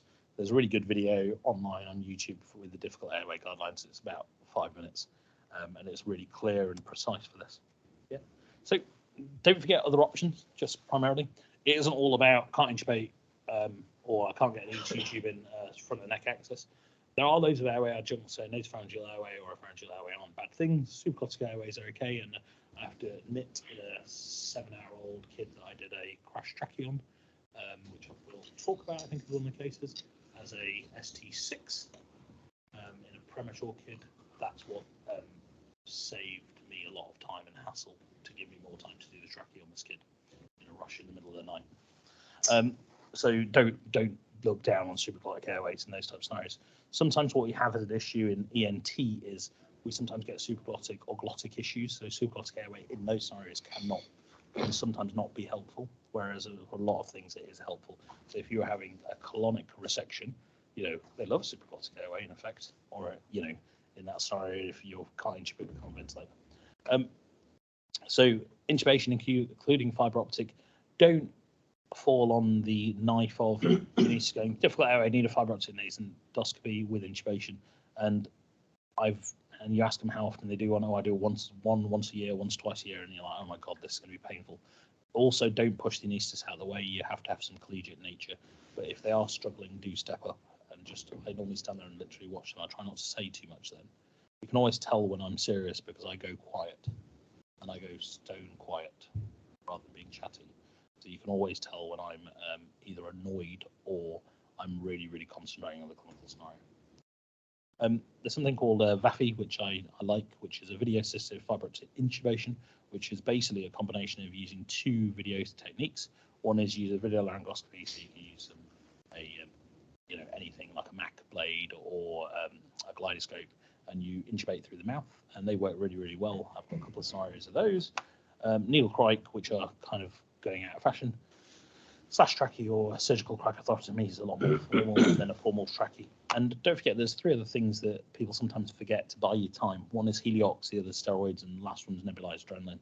My general play of thought is if you are getting nebulized adrenaline, you probably have a dodgy airway. Yeah. And so if you know, ED ever call you and go, I've given some nebulized adrenaline, they're fine, I'm going to send her home. Just don't accept that. Yeah. They need some sort of dividend management about their airway one way or another. Yeah. Let's do some science. Who are the registrars in the room? Which middle grade is? Yeah, middle grade. So middle grade's middle grade. Yeah, it's all the same money. Who are the SHOs? That's old money. That's fine. I will, before I start the scenario, I will say SHO or middle grade. Is that okay? Give you guys a bit of a clue as we go. SHO time. So, SHOs, ready? You're all a team. Yeah. I'm giving you the rental back. So, as a team, yeah, just go for it. You're not going to say anything stupid. I'm not going to tell you off. You're not going to look like a fool. And just make it interactive. I've got probably about 10, 12 scenarios or something. But I do want to get a bit of a wriggle on because there are some really fun ones on here. So you've got a 47-year-old lady, yeah, who presents with right-sided swelling under her jaw. Obviously, she's of Aboriginal nature. This is in Australia. So she's got this acute swelling over 5 days. What do you think? Sciadenitis. She's really quite sore. It's a bit swollen. Sciadenitis, not a bad call. It's a bit fancy for me. Stone-related disease. Yeah. Anything else? Could be a formed abscess. Yeah. Whereabouts do you think the abscess might be? Or it could be submandibular, or it could be just floor of mouth, like Yeah. Ludwig's or something. Well, I was going to ask you, what is the name of a floor of mouth abscess? So this is a presentation of Ludwig's. Yeah. So this lady's got acute Ludwig's angina. What do you think? What you can do? You need to see how 2-3 stable or unstable she is, I suppose, from an airway perspective. Yeah. So you ask her to open her mouth, she opens it a centimetre. So you see she's trying to open her mouth in the middle picture and it's not really going very far. So she's a little bit septic, not horrendous, but you know, like most of these things, you know, CRP of 200, you know, bit tachy 105, blood pressure's okay, maybe a bit of temperature. What you can do? Go for it, Doc. We're on an airway day. You're doing well. Go. You've got this. Well, I think, to be honest, we would still want to have anesthetic assessment. Yeah, that's fine. They say a mouth doesn't open, it's 1 centimetre, difficult airway. What do we do, Doc? Are we sharing this airway, or is Secure airway. Huh? Secure the airway. Yeah, how are you going to secure the airway? That's what I'm asking you. You're going to get this question again and again. It's going to be a repetition. It'll beat you all down. The big stick. If she can't open her mouth, Yeah. so you would go like from the trachea. Let's give you a clue. There's some options. That's why I put it up, to give you a bit of a cheat sheet before we started. Yeah. So you can go straight to front of neck access. Yeah. But that's like going, I need to put a pin in that wall to hang up a little tiny picture about this big. And the only hammer I've got is a sledgehammer. Yeah. So you can do it. But what's the point? Yeah. So you want the appropriate thing that you think in that scenario will get you out of dodge. Yeah. So does everybody know what Ludwig's angina is? Everybody clear what it is? So it's a floor of mouth infection, which often ends up bilaterally. It starts unilaterally and starts on the other side. Yeah. Why does it give you airway embarrassment? Pushing the tongue. Thank you, my man. Yeah. So it pushes the tongue back. Yeah. So that, if you think about the pathology that's going on, that should give you the clue of what's the easiest way to manage this patient. So there is one single thing that you can do on here. Within about 30 seconds, you will stop the airway being very dodgy. Go on, somebody said it, I heard it. Stop whispering talk. No doctors, not Would you kids. use a supraglottic airway? So supraglottic airway, but she can't open her mouth. So how can you put it in? We've got an answer down in the front. Yeah. So the single thing that will save this patient's life in literally 5 seconds is putting a nasopharyngeal airway. Yeah. Because if you think about what this chap said down here, is you've got problems with tongue swelling. So your nasopharyngeal airway, you stick that straight in, you immediately buy yourself time. The patient will be able to breathe. And it's because their tongue is pushing backwards and it's getting in the way. The nasopharyngeal airway will get around that. So the quickest thing that you can do to make everything a bit more relaxed is nasopharyngeal airway. You've seen it before, haven't you, Mahmood? Nasopharyngeal airway. Yeah, for these. You must have seen one of these. I've definitely done it at Queen's before. Yeah. But that is your single thing that will buy you time. Then if you look through that list, think about it. They can't open their mouth. So what's the best way of getting the airway secure? Front and neck access is not unreasonable, and that is what you do if you lose your paddle up some sort of creek. Yeah. What is the other thing that you can do after you put the nasopharyngeal airway in? What's the obvious thing? Wait, fiber optic can be attempted. Thank you. The nasal fiber optic intubation is what you need. And if you think about the max fax things, that's what they do for a lot of their tongue things. In ENT, our brains kind of switch off when it goes to oral cavity. Yeah. But submandibular, silodinitis can then cause submandibular abscesses and can cause Ludwig's angina. Majority of Ludwig's angina is due to dodgy teeth in the mandible. Yeah. But the same thing that we started on can end up in this scenario. She had horrible teeth. Yeah. But that's the most common thing. Hence, the max fax guys end up with a lot of these. Are we happy with that? Did you actually learn anything from that? NPA is your first saver in things like this. Yeah, so this isn't the best picture. So I think I must have been NST 5 or 6 when this happened. So you've got a 24-year-old person who's had a flash fire in their house. Multiple people are affected. Resus is full of burns victims. They just say, this guy's coughing is a bit not quite right. You go up and see him. You look at him. He's got a bit of soot in his hands. You're like, okay, whatever. You put your scope in. You notice his nasal hairs are burned. You scope him, and this is what it looks like on the inside. Yeah. So what do you think? I'm going to give it to the SHOs because you're first on call, but I'm going to give the airway management to the middle grades. So SHOs, what do you think? Call our middle grades. No, but what do you think of the picture? Don't call your middle grades. Look, I don't call my parents every time I need to wipe my bottom. Yeah. And it's the same thing here in this scenario, yeah? Just generally inflamed mucosa. Yeah, what can you see? I know I've scanned the image, so it's not great. I wasn't that good at tech back then. I'm still not very good at tech. What are the things you can see? Yeah. Just say what you can see. Well, kind of aryepiglottic folds and arytenoids look kind of slightly redder, so potentially more inflamed. Quite see what's happening. Just strong the lights in. Yeah. Yeah, because it'll make your life I easier. think there's something more. Yes, there is something really, really easy. Yeah. Can you see now? Oh, yeah. Here. All of that. Yeah. Sorry, it hasn't projected very well. I apologise about that. So just say your answer again. Sorry.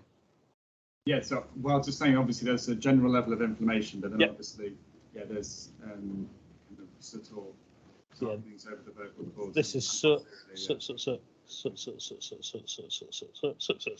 bit more soot. Yeah. So what do you think? You are going to call your middle grade. I agree with that. Yeah. So you're 100% going to do that. But what's your assessment of the airway? So when you pick up the phone, you ring me in the middle of the night. What are you going to tell me? Is that a smoke inhalation or injury? Yep. So smoke inhalation injury. Are you worried about that airway? It's likely going to continue to swell. Yeah. Eventually close. Good. Well, it might not close, but you're thinking the right lines. So the issue is that a high risk of potentially having airway swelling.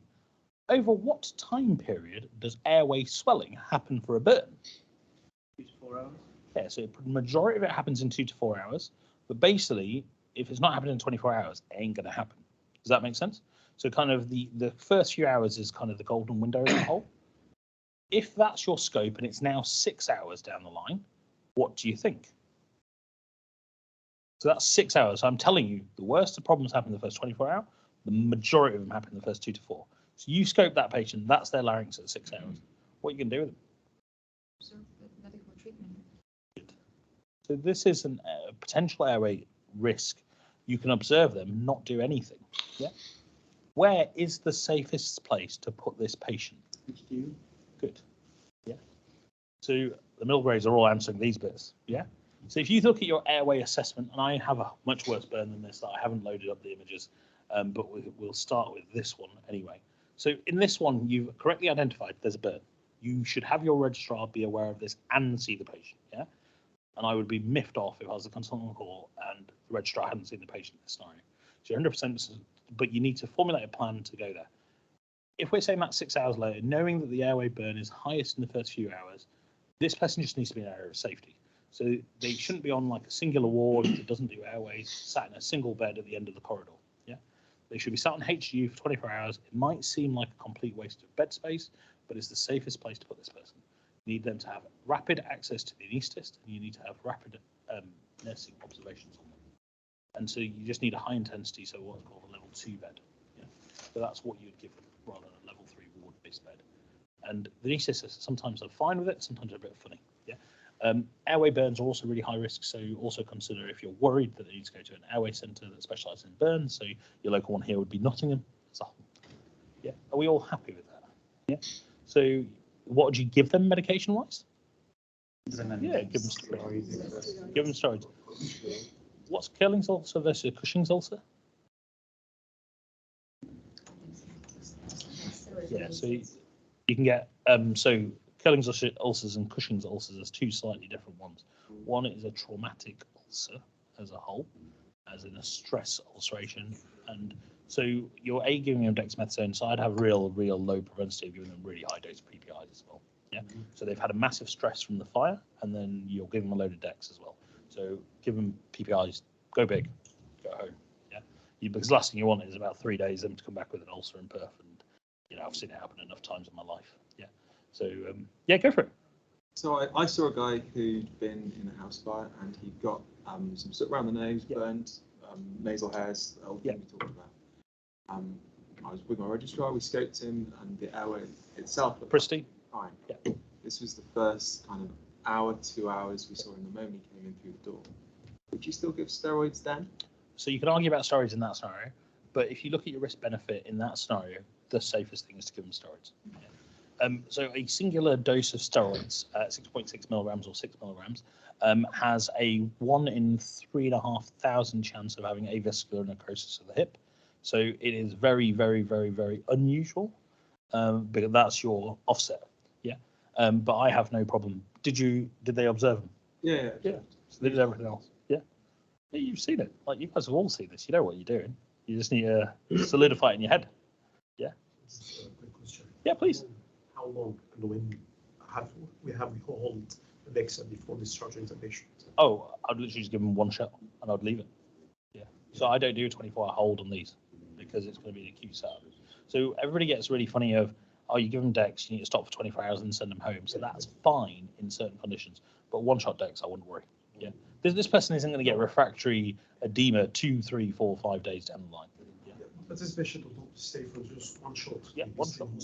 No, just one shot. One shot will be plenty. Yeah, you can sit there and give them loads. Yeah, then you've got to worry about weaning and then stopping. Yeah, just look, if they came in now, I would give them a shot now. I'd keep them until tomorrow lunchtime and then I'd send them home. Yeah, genuinely. That's what I'd do. So keep the patient just one shot. That's not just observation. Just observations. If I kept this patient in HDU and he called me 2 hours later saying he's getting worse and they had a look. Intubate. Would you expect this swelling to be supraglottic? Or It could. It's predominantly supraglottic, to be honest. It's predominantly. It's normally supraglottic or glottic level. It tends not to be subglottic.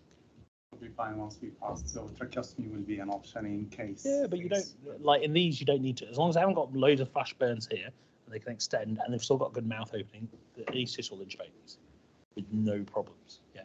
So in that scenario, exactly what you're saying, if they went to HCU and then got worse, I would intubate them. I'd be ready to do a trachea in theatre, but I would definitely intubate them. They'll do well. Like, they'll do really well, as long as they haven't got large burns. And if they've got large burns, they won't be on your unit. They'll be in the burns unit, because A&E already sent them to a burns unit. Won't even send it. Like they'll get you to the assessment and go, they're going to burns unit. See you later. Yeah. This one was when I was an ST4. Unfortunately, I don't have a picture of this. So this was an odd scenario. I had a 50-year-old kid come in with periorbital cellulitis, and I was handed over on a Saturday that he'd come in, and they were about to do a CT scan, and the CT scan was done at 7 in the morning. I took a handover at 8, 1.5 centimetre right-sided subperiosteal abscess. He's taken down to the theatre. He's 15-year-old kid, so he's like an adult. Like, he's a big kid. Like, he weighed 75 kilos. Yeah. And then me and the senior anaesthetics reg were going to take him to theatre. Oddly enough, the senior anaesthetist is now my paediatric airway anaesthetist with me. Yeah. And we both remember this case. We went down to theatre, and the anaesthetics consultant was like, "It's 15-year-old, you guys crack on." Turned up, and then just suddenly can't intubate. And we're like, "Shit." There's no consultant anaesthetist in the room, and we're around. And they're like, "What do you do?"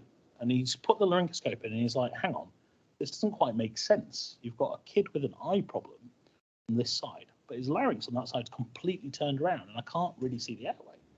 And it looks like a bulge in the pharyngeal wall. What? And so you end up in this scenario. So you've got a can't intubate scenario. So what are your options here?" Sorry, just big up. I was front and neck access. Sorry. Yeah, so you can do front and neck access. That's pretty harsh on a 15-year-old, isn't it? What other options are there quickly in this scenario? Yeah, well, the other option is, have you given muscle relaxant? If you're not given muscle relaxant, you can stop, can't you? Yeah. And you can come back and reassess the entire scenario. You can literally just wake the kid up. The problem is, if you're given the muscle relaxant, you need to give something. So your options are supraglottic. So you've got a supraglottic airway, so the larynx is rotated. Yeah, do you think an eye gel or a supraglottic airway will sit in the right place? Always go for needle prosthetic. Is there anything else you can do which... Like fiber optic as well? Yeah, so, or is there anything else that you can do with the fiber optic? So that he's not awake, he's asleep. But what can you do with the fiber optic? You can just do it there and then, he's asleep. Yeah, so you could do it transnasally. What I did was they held the laryngoscope and I put it through the mouth. Yeah, and literally they put out a crash call and the pediatric consultants walked in as we intubate the kid. Yeah, so just don't forget other things. Yeah, front and neck is correct. Yeah, it's not the wrong answer, but you just got to very rapidly think. These are your quick options. What bits of kit have I got here to do something really safely? Yeah. If there's any dicking around and there's not a problem, front and neck is the thing you should go for. Yeah. Oddly enough, this kid had strep moveri here, and he actually had an undiagnosed strep moveri infection in the parapharyngeal space. Yeah. So he had an orbital. So he had sinuses full of muck. He had an orbital abscess and a parapharyngeal that everybody had missed because everybody was worried about the eye. Yeah. And then the CT scan was done from there to there, and they didn't because it was just missed. And that's what happened in this scenario. Yeah, kid did fine. You know, didn't get a trachea, stayed in for about 5 days because he had loads of antibiotics, and he didn't need to drain his outside. I ended up draining him through his tonsil fossa because I had a look there and then. If he's got neck swelling and it's potentially, or you're suspecting an abscess, you've not got any kind of whatever. Yeah. Would front of neck surely not be kind of more contraindicated in that? Yeah, but if you're up shit creek, you've kind of got to do something. You can't have a dead 15-year-old. Is the honest answer. Yeah. So it just depends on where on the creek you are at said point. Like this today, this is all different discussions of how far are you on the creek of poo. Yeah. That is what we're talking about. Is what gets you out of trouble. When do you think you should absolutely do a front and neck access versus when are there other options that save you basically putting both your feet in it? Yeah. I'm about as soft as a sledgehammer to the face. If you hadn't figured it out, yeah. So that's that scenario. Of course you can. So with transnasal, the airway is still rotated. So what was the advantage? It was just because I had it allowed me to quickly see the larynx. So he had the laryngoscope in, and I did in effect what's called a VAFI, video assisted fiber optic intubation. So and we'll talk about them because they'll keep on coming up in this scenario. They had the laryngoscope laid and they had it, and I literally mounted it and I just intubated him through the mouth. And so what it gives you is it gives you two views. One, you can keep an eye on the larynx and the tongue base, and the other thing is you can check that you're in the airway. So it just the last thing you want to do is go, oh, I think I've got it in, and then it goes into the esophagus, and then you then spend about a minute, 2 minutes confirming it's not in the right place. Like I'm always a bit twitchy about that. Like I'm not happy until I see a CO2 trace, but I'm really not happy until I see a CO2 trace. You can be as inappropriate as you want. No, just thinking of this patient, this kidney space abscess, and the trial of intubation, even nasopharyngeal, that a trachea, open the airway, drain the abscess. Yeah. They should only stay in the hospital for a long time as well. Yeah. Yeah, that is, but that kind of links to the young SHO over there who's doing very well, I must say, on that dodgy airways. It comes to his point of it's an affected area, but you've got an undiagnosed thing. these things are always difficult, and we'll kind of talk about these in a minute, or I can talk about it in a second. So I'll come back to it, and I'll throw the kid with an infected airway up in a minute. Not this kid, a different kid. So 67-year-old male. This is I think I must have been at ST6. Leicester is the SR. So sore throat 5 days, and then started having airway difficulty. This is the video, or a recording of the video. What do you guys see? SHOs? What are we looking at? Abnormal Where are we looking? What is it? It's not his lips. Not blowing kisses at you from the side. Swollen superglottis. So cute. They're all the same thing. They're all the same thing, but spot on. Yeah. So this is the diagnosis of when you don't do a lateral chest, lateral neck X-ray. Yeah. So this is acute episode of supraglottitis. Yeah. So aka an acute epiglottitis. What's the difference between acute epiglottitis and acute supraglottitis? SHOs? Technical answer, there's bugger all difference apart from one's a specific bit of anatomy, whereas the other one's the global check. Yeah? Does that make sense? Why is this person's 67-year-old turning up with acute epiglottitis? What did the book say to you? Not being vaccinated. Oh, the middle grade took it out from straight underneath you. Yeah.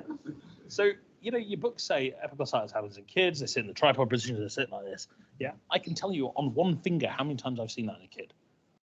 I cannot tell you on all my digits, and probably all the digits of the people in the front row, of the number of times.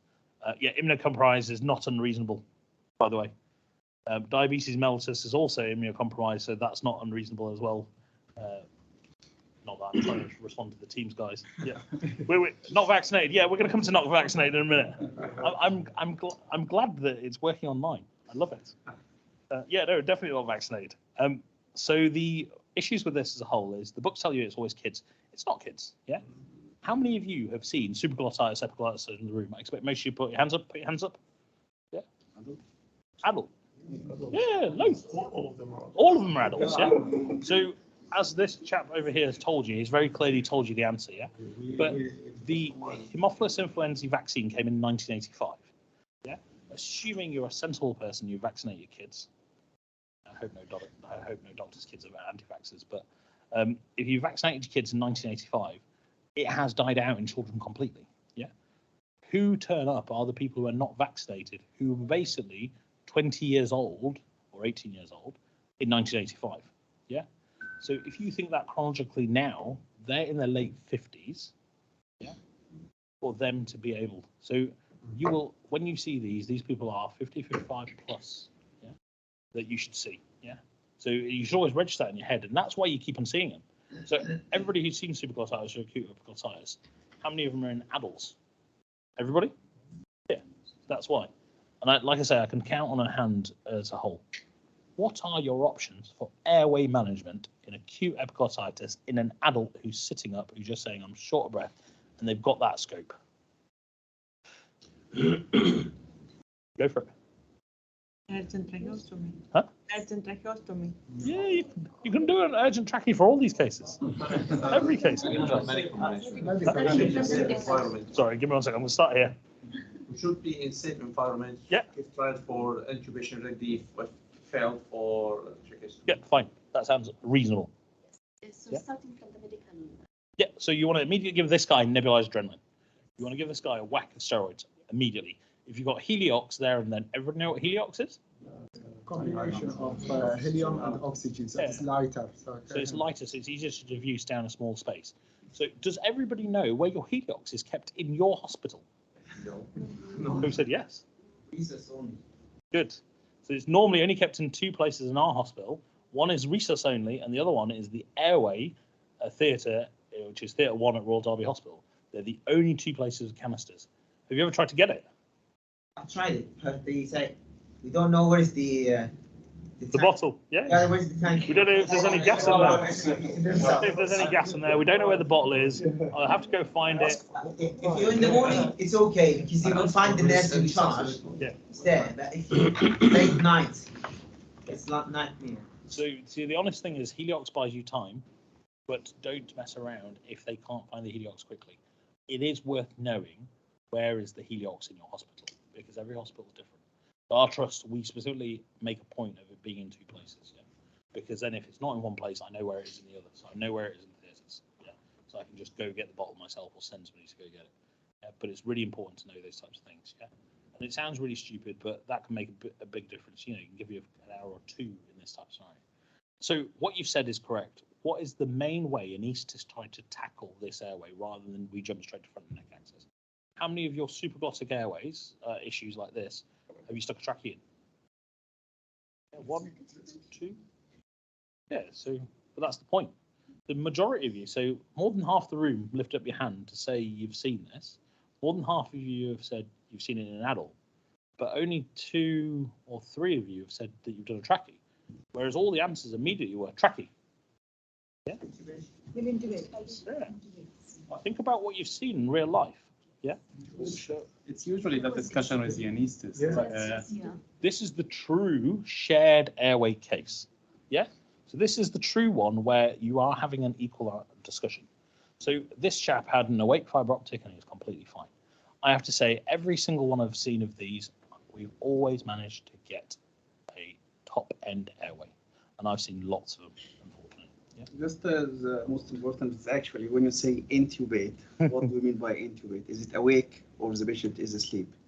Because this is too risky. If the patient is asleep and the anesthetist can put a tube, this will take you to a very, very dodgy. Very, very bad place. Very. I have this case with Mr. Saud before. Yeah, we've been there. Yeah. Would you say you can manage those cases medically? Because I've seen a number of cases where you have the discussion with the anaesthetist, well, it's not too bad. I can see a bit of airway. Start treatment now and then reassess in an hour. So that's your assessment. This is the picture or video, I should say. So does that look like it's safe? No, I can't. Intubate this. You're right with what you're saying. So it's an individual bespoke assessment. Yeah. So if you've got a bit of supraglottitis, and remember the way I kind of think about supraglottitis is an epiglottitis is just inflammation in the epiglottis. Supraglottitis is a generic term. I remember seeing a guy as an ST3 in Nottingham. He was a Nigerian chap, lovely guy, big guy, and he was hilarious. And he just came in and he just went, "Oh, doc, I've got this problem when I swallow it. Every time I swallow it, it's really sore. It's like just really sore." I scoped him, and he had supraglottitis. His epiglottis was completely anatomically normal. And what he actually had was his arytenoid and supraglottis posteriorly was swollen. So that guy needed no intubation in any way, shape, or form. He got a throat swab, he got antibiotics. So you should throat swab these guys because you want to see if there's an infective organism. Strep Milleri is always a bugger for these, just so you're aware. He got sat on the ward, put in an airway bed, Dex, antibiotics, broad spec, Kevin Met. Got a throat swab, and he took 5 days and he settled, and he never had any intervention. So it's all about your assessment, yeah? So in this scenario, that is not a safe airway. You've got an epiglottis doing this, yeah, and it's literally closing like a set of lips, yeah? If that gets worse, you're in real bad I problem. hope that the AED doctors did some adrenaline nebs and steroids before I come in and I'm always, like I said, I'm always a bit twitchy about adrenaline nebs because they often try to do it as a reflex thing. But steroids I'm happy with, and if they are really unsure, then give them an adrenaline neb. Yeah. But the problem is if they give you an adrenaline neb, you're kind of pushed to intervene or at least keep them on observation because that will cover a myriad of sins. Cool. Are we happy? So ideally an awake fibre optic intubation with normal reflexes intact, normally through the nose. So nice, lots of spray, local anaesthetic. Don't spray the throat too much. Get in, get the tube past it. And realistically, when he takes a big breath in, there's enough space to get the tube in. And that's what we did. Got up to there and then basically got him to take a deep breath in, ram-raided the tube in. Once the tube's in, just put him to sleep. Yeah. But you don't want a anaesthetized patient with that type of airway. Yeah. Anesthetists can actually use the gyroscope. Yeah. But the gyroscope means they need to be supine. We'll get there in a second. You'll see. There's plenty to keep you entertained. Mr. Ibrahim, how long would you like me to keep on spieling and boring people? You happy? You sure? I've got some horrible cases, and I haven't even loaded all the images. So I'm still loading them up at the front. Yeah. Still waiting for the company to bring the. Yeah, perfect lunch. Yeah. Is it? So we have half an hour. Anybody got any questions about those cases? So just Mr. Sahota, just when you They'll say it. yes, oh, this has to you need more explanation about your decision plans for the future, because one of the things actually, are we able to awake the patient? How long the patient will be intubated? So for this one, for example, you said that I will intubate, I will leave it. Is it because you know that edema will resolve? They need 24, 48 hours minimum. In that type of scenario, with this type of epiglottis, which is so big, I'd leave them alone 2 days. Yeah. But you wouldn't do tracheostomy because you know from your clinical experience it will resolve. Yeah, exactly. So what I'm trying to save this patient is the embarrassment of having a cut in their neck for the rest of their life, potentially giving them the complications of a difficult airway, problems with access to the airway in case they really, really need it in the future, with the scar, with the issues of being asleep, and then managing a trachea, because we're about to come to that in the next case. Yes. It's like you've read my mind, Mahmood. And the question will be, how do you will know that the patient is resolving or getting better? Start leaking. Start leaking from the tube. Yes, leaking around the tube. First treatment is intubation. Yeah. If the patient have a difficult airway. And again, think about the hands. Part of the reason I'm getting to lift up the hands for certain things is to make you guys go, hang on, well, there's lots of these and lots of you've seen it, but very few of you had to do a trachea. Yeah? And it's think in your mind, what do you need to do in said scenario? Yeah. And part of this type of airway assessment is a little bit of experience, it's a bit of exposure, and repeatedly ending up in shitty scenarios, for a better choice of words. And just being there gives you more happiness and contentness in a horrible situation. This next one is one of my worst ones, and this was the only one that I've demonstrated, which I've done as a consultant. So, a 58-year-old lady that somebody else has seen has a massive tonsil tumour that could have been biopsied in clinic through the mouth. It goes from the tonsil and it dips down to a tongue base. She's got this hemorrhagic fibril tumour. My anaesthetist, who is an excellent anaesthetist of over 20 years, who specialises in dodgy airways, I'm happy with his assessment, comes in. He is aware of the tumour. He's used, rather than normal laryngoscope, a video laryngoscope straight up. He's already prepped for a dodgy airway, and he knows. So he puts the laryngoscope blade in. This happened probably 6 months ago. Blade's gone in. He's tried to lift up, and suddenly the mouth has completely filled with blood. It's overflowing out of the mouth in about 5 seconds. So, what are your first thoughts? Well, you can't pull out because they're full of blood. Yeah, you're in. Suction. Yeah, so suction, pouring up too quickly. You haven't got no airway. You've got an anaesthetised patient. They're currently spontaneously breathing. Can't bag them. No, you've got too much blood. Well, they're asleep, aren't they? Yeah. So you need front of neck access, don't you? Yeah. So this is the scenario of front of neck access, and that's what she got. So she was a slash trachea, so I tend to go straight to a slash trachea, and in her scenario, I ended up doing a slash coaguloplasty. Yeah.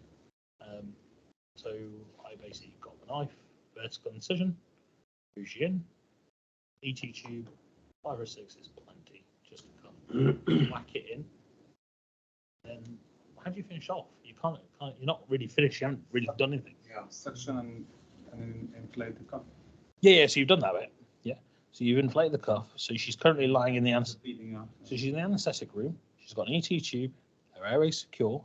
The cuff is up. What do you do next? Stop the bleeding. Go for it. Sorry, say that again. You stop bleeding and give up the. Yeah, to a certain extent. So you need to wheel the patient from the anaesthetic room, don't you? Yes. Yeah. You need to wheel them into theatre. Yeah. You need to be really careful of that airway. You do not need to let go of that neck. Yeah. You will beg the patient, put him in the ITU with the bag. Oh no, you know what I'm like. You know what I'm like. If it doesn't stop, because if it is tumor, it will keep bleeding. It's all right. We'll get that in a second. It's fine. You know that. You know this. I know you know this. No, I think it was. This isn't that patient. After this question, actually, yeah. If you like go backwards before the patient still awake in the anesthetic room, I think this would be the main learning point. Will you do anything different for this patient? No, is the honest answer. You could do an awake fiber optic That would be the only difference, is considering awake fiber optic. But I think you'd have to go through the contralateral nostril. So if you had retrospectoscope, is what you're saying, and you could turn back the time to time, the only thing you might do differently is, and remember, this is a right-sided tumor. Yeah. Which way does the laryngoscope blade give you access to? Right. Yeah. You have the best view to the right, and you have worse access to the view. Yeah. So remember, laryngoscope blades are designed to be held in the left hand because 90% of people are right-hand dominant. So therefore, their device that they're going to put the bougie in and they're going to put the ET tube is normally right-handed. That's how laryngoscope blades are made. You don't get lefty-handy laryngoscope blades. They're always held in the left hand. Yeah. And actually, left-hand dominant anaesthetists are actually slightly less, weirdly enough, as a consequence of that. No, my question is, will you I'm gonna get there. challenge the anesthetist to tell him, I scoped this patient, the tumor is bulky. Mr. Soho never scoped the patient. Mr. Soho got this patient as a present. That's what I said. You know me, I love a present. Mr. Soho never scoped this patient. And I said very clearly they could have been biopsied, but it's not criticism of colleagues, it's just the scenario you're in. Sometimes you can't choose the cards that you're given, and sometimes you need to just deal with them. You can then look back and criticize it, and sit there and criticize everything. But the whole point of this is assessment of the airway and management of the airway. So you've now basically put your crike in, you've put your ET tube in. So if you think about this logically, you still haven't addressed the bleeding, you haven't addressed assessment of the tumour, and you haven't formalised the airway. Yeah. So they are the things that you crucially need to say, and we can talk about debulking in a second. Yeah, but they're the overall parameters that you need to think about primarily. So you need to wheel this patient through. You need to make sure the airway doesn't come out. So I sometimes put a silk suture and I stand there and I make everybody else move the patient. And this is the time I don't help moving the patient, because the only thing I care about at that point in time is that ET tube not moving. Yeah, if it's bleeding so far removed from the mouth, get a big pack and whack it in the mouth. It can have saline on it, it can have betadine on, just put it in. Yeah, tamponade it for now. Go there. Your first priority is not the bleeding. Your first priority is to secure the airway. So Simon was one of my regers, formalised the tracheostomy at that point in time. So he then made a slit to second ring, converted to a trachea, we inflated that. We used the first hole at the same time to suck upwards, to at least know. We did a quick bronchoscopy and sucked downwards, closed the hole, went to the top, pulled the pack out, had a look in. Then you need your tissue diagnosis for your cancer, grab some biopsies. Then you need to use some sort of device to stop your bleeding. Yeah. So you could use some sort of electrode device that buzzes and cuts. Use a LigaSure or a Bizact or whatever. You could use a microdivider. But the thing is that what are you gaining at that point in time? Yeah. Because there is an element of you need to do some debulking. But what is the management of advanced oropharynx cancer? It's not surgery. I say this as my robotic surgeon hat on. I love to operate on people with robots. I do it every week. But this is not the patient to do robotic operation on. Yeah. So the primary thing here is to get out of dodge. So stop the bleeding. So give them some tranexamic acid. Yeah. Pack. Cauterize. You can use a monospot diathermy. So laryngeal wand. Stop the bleeding. Assess your tumour. Stop. Wake up. ITU obviously post-op. Duty of candor to the patient, duty of candor to the relatives. You need to have those discussions, yeah, because they're essential. And don't forget these things, yeah.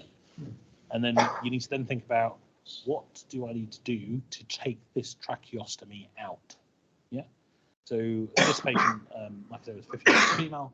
She started induction chemo. She was seen within 3 days. Induction chemo started that week. A tumour burden within 2 weeks had got down to about a quarter of the size with induction chemo, and then she started radiotherapy. 2 months later, trachea came out, no problems. Went home within 10 days of all of this hullabaloo. And unfortunately, like I get a sash trachea about once a year. Cool. So this one's one from my fellowship. Completely fit and well teacher or teaching assistant. No medical history at all. Used to be a previous athlete. She had some sort of cough or cold about a year and a half ago, and then she's progressively got slightly more short on breath and exertion. Yeah. She's been seen, and she's due to see an elective private ENT surgeon 3 days later. Yeah. And the GP's been really sensible, and they've arranged this CT scan. And that's your CT scan, and there is a picture of the larynx. What you can just see here, just so you know where we are, is that's the left vocal cord, yeah? Just into periphery, yeah? This is CT scan, SHO's picture, middle grade CT scan. SHO's, what's going on here? This is a hard one. Yes, it's very narrow. The SHO's very narrow. Where are we? Yeah, so subglottic stenosis, yeah. This lady's got probably a virally induced subglottic stenosis. So she's breathing through that tiny little airway. I do have a video of how we manage it, but I haven't loaded that up. Middle grades. Can you talk me through the cross-sectional imaging?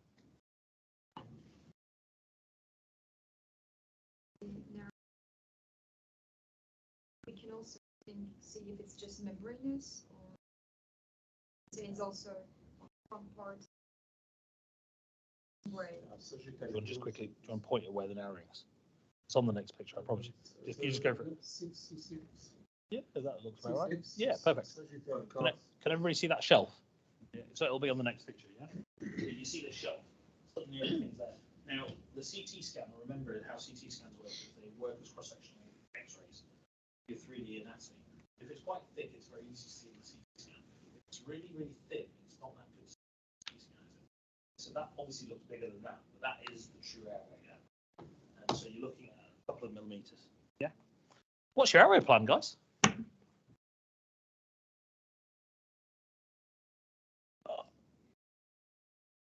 Wow, tumbleweed. The patient is stable now, or She's short of breath. She sat in recess with biphasic strata. She sat in recess of ashes, and that's what you scoped. What the hell are you going to do? okay. Really? I'll buy myself time first. Huh? I'll buy myself time, Yeah. oxygen, steroids. Yes, do this. Supraglottic device first. But why would a supraglottic device fix this? Supraglottic device. Yeah, just give. Sits here. Yeah, to give it time for oxygenate to, then we'll go for front neck access, because we should secure the airway below the level of the stenosis. Let me ask you, how many of you have seen subglottic stenosis? Yeah. How many times do you put a trachea in for subglottic stenosis? Literally. Yeah. No, nasopharyngeal won't do. But are there other options that I've... Huh? Jet ventilation. Jet ventilation. Are there other options that I've not told you on purpose, so I don't give you the answer to this question? Yeah. But this is the scenario where you should use some sort of jet insufflation device to push air in, whether it's the Optiflow or whatever's going. But you need to basically have two hands with access to the subglottis. Yeah. So this is the scenario for jet ventilation. Yeah. And I've purposely not put it in the slide earlier so that I didn't give away this question. Yeah? Does that make sense? Does everybody know what I'm talking about? Yeah? The way to kind of think about it is CPAP in one way, shape, or another. Yeah? So you can have Optiflow, which is two nasal prongs that kind of push things in. But basically, you're looking at scenarios where you're oxygenating. Sometimes you are ventilating, but not always. So this is where you're allowing for rapid gastric transfer. So in this scenario, you want something like a jet intubation. You can use something called a Hudsucker catheter. You can put that in through the nose down to sit in the supraglottis, which is basically a jet ventilator that insufflates inwards. Yeah. Huh? Yeah, you can do it with nasopharyngeal cannula as well, and then you can put it through that, and then that's fine. But you want sometimes with the nasal bronch, they say, "Oh no, airway, floppy, soft palate. We're not sure that anyone would push it in the soft." My answer to that is that the palate's my problem. You just need to get something down there for me to push air in, and I'll do my bits. Yeah.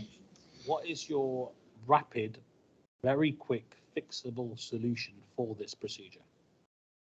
As in, how do you get rid of this problem like that when the jet insulated? Patient in theater. Yeah, patients theatre, they've got Optiflow. Laser and balloon dilatation. So I mean, we have straight to laser. Because you have airways. I mean, I work in an airway center, but it's not available in all hospitals. So we always have like the facilities of jet ventilation, laser, and dilatation. But what are the issues with laser with your airway? Here's the question. What's the oxygen setting do you put? I give a whole talk on laser airways, just for the record. But that's because the hair, this is the problem. They will not give you laser with jet ventilation. Yeah. The adjustment of oxygen. So if you look at what's called the fire triangle, yeah, the fire triangle is you need oxygen, you need something that will burn, and you need, so that's the fuel. Yeah. I was trying not to make the patient fuel, but yeah, we can do. So you need some oxygen, you need something that will burn, yeah, i.e. the patient's fuel, and you need some sort of spark to ignite it. The laser is your spark. So there is nothing wrong with doing that. But you can make cuts around. Yeah, but you can do something so much easier. Yeah, You're not wrong, but the problem is that is how you set up for an airway fire. I do laser to the larynx, I do laser in the subglottis, yeah, but that is not your quickest way, your safest way in this scenario. When you do laser in the larynx, what do you tend to, most of the time, have through to protect your laser usage in the airway, yeah? A lot of time you have a tube down, don't you? Yeah. And often you'll have a double cuff tube. You'll then put neuropatties underneath, yeah? The issue is like we're getting at the back. I won't let the consultants answer your questions. The problem is that you're in the mix of basically having a massive fire. So what they like to do in this scenario where you use lasers, you drop it down to 20%, yeah? So it's a room air level, yeah? But there's still risk of a laser fire. How many of you, like loads of you seen subglottic stenosis, how are most subglottic stenosis treated nowadays after the Cotton Meyer system was invented, knowing that there are instruments named after Cotton and Meyer, which is how you've seen it, but you've not clicked? How are these managed? Balloon dilatation. 99.5% of these are managed with balloon dilatation. Yeah? Just because it's an adult doesn't mean you can't balloon them. Yeah. There you are. There's some balloon dilatation on there. Right. You don't use the sickle knife just to. Yeah. So it's fun. It's funny because we're going to come to that in a second. Before the, yeah. I haven't done it by myself. Any balloon dilatation for subglottic, but he used to get the sickle knife just to not to cut the whole fiber, but just to strip the mucosa. So what you do is what's called a linear cut. So she got sickle knifed and she got ballooned, yeah? So in effect, what I did was I put the balloon down first. I'll run through it. Somebody is asking where the obstruction was, so I drew on my picture phone just to make it really obvious. But that's level of stenosis, as Ms. Lubin has already correctly pointed out, yeah? So this is your entire view, not cropped, of the subglottis, yeah? Now, if you're going to do a laser on this, you need to get some sort of security of the airway. But the easiest thing to do is use the Boston Scientific type subglottic balloon. Put it in, you go there. I do have some videos of it. Again, I didn't get a chance to load them up. It wasn't this patient, it's another patient. But you want to quickly put that in, yeah? Then you play airway chicken with the anaesthetist, yeah? And the way I describe this, and so I like doing pediatric airways. Unfortunately, in the unit I work in with a big robotics center, we don't have a PICU, so I don't do as many airways as I used to, and I do miss them actually because I really do enjoy doing them. So I do them in adults nowadays, and I barely do any in kids. But you put your balloon in. The balloon, has everybody seen the balloons? Yeah. Basically, it's like a big long wire, and then it's got quite a thick balloon over a long circumference. They're originally designed for esophageal lesions. So if you had an esophageal thing, you stretch up. But what you do is you push the area, put that, get it set up, get the gut. Sweet smoke. Exactly. And I think pump it up. It's very up. I normally say to the anaesthetist, you tell them you're unhappy, I will obstruct this patient's airway until you say you're unhappy. When you're unhappy, I will take the balloon down and I will give you the airway back. This is a true shower airway again. And then I'll pump it up and I will hold it for as long as I can. And sometimes it can be 3, 4, 5 minutes. Yeah. But you've got to have an anaesthetist who's happy, who's confident with it. They're not there, but you genuinely obstruct the airway. Yeah, is that what you do? Yeah, I would say the. I'm going to talk about linear cuts. And dilatation. Has anybody ever seen balloon dilatations? I've seen it a lot. How are you ventilating at this point? You're not.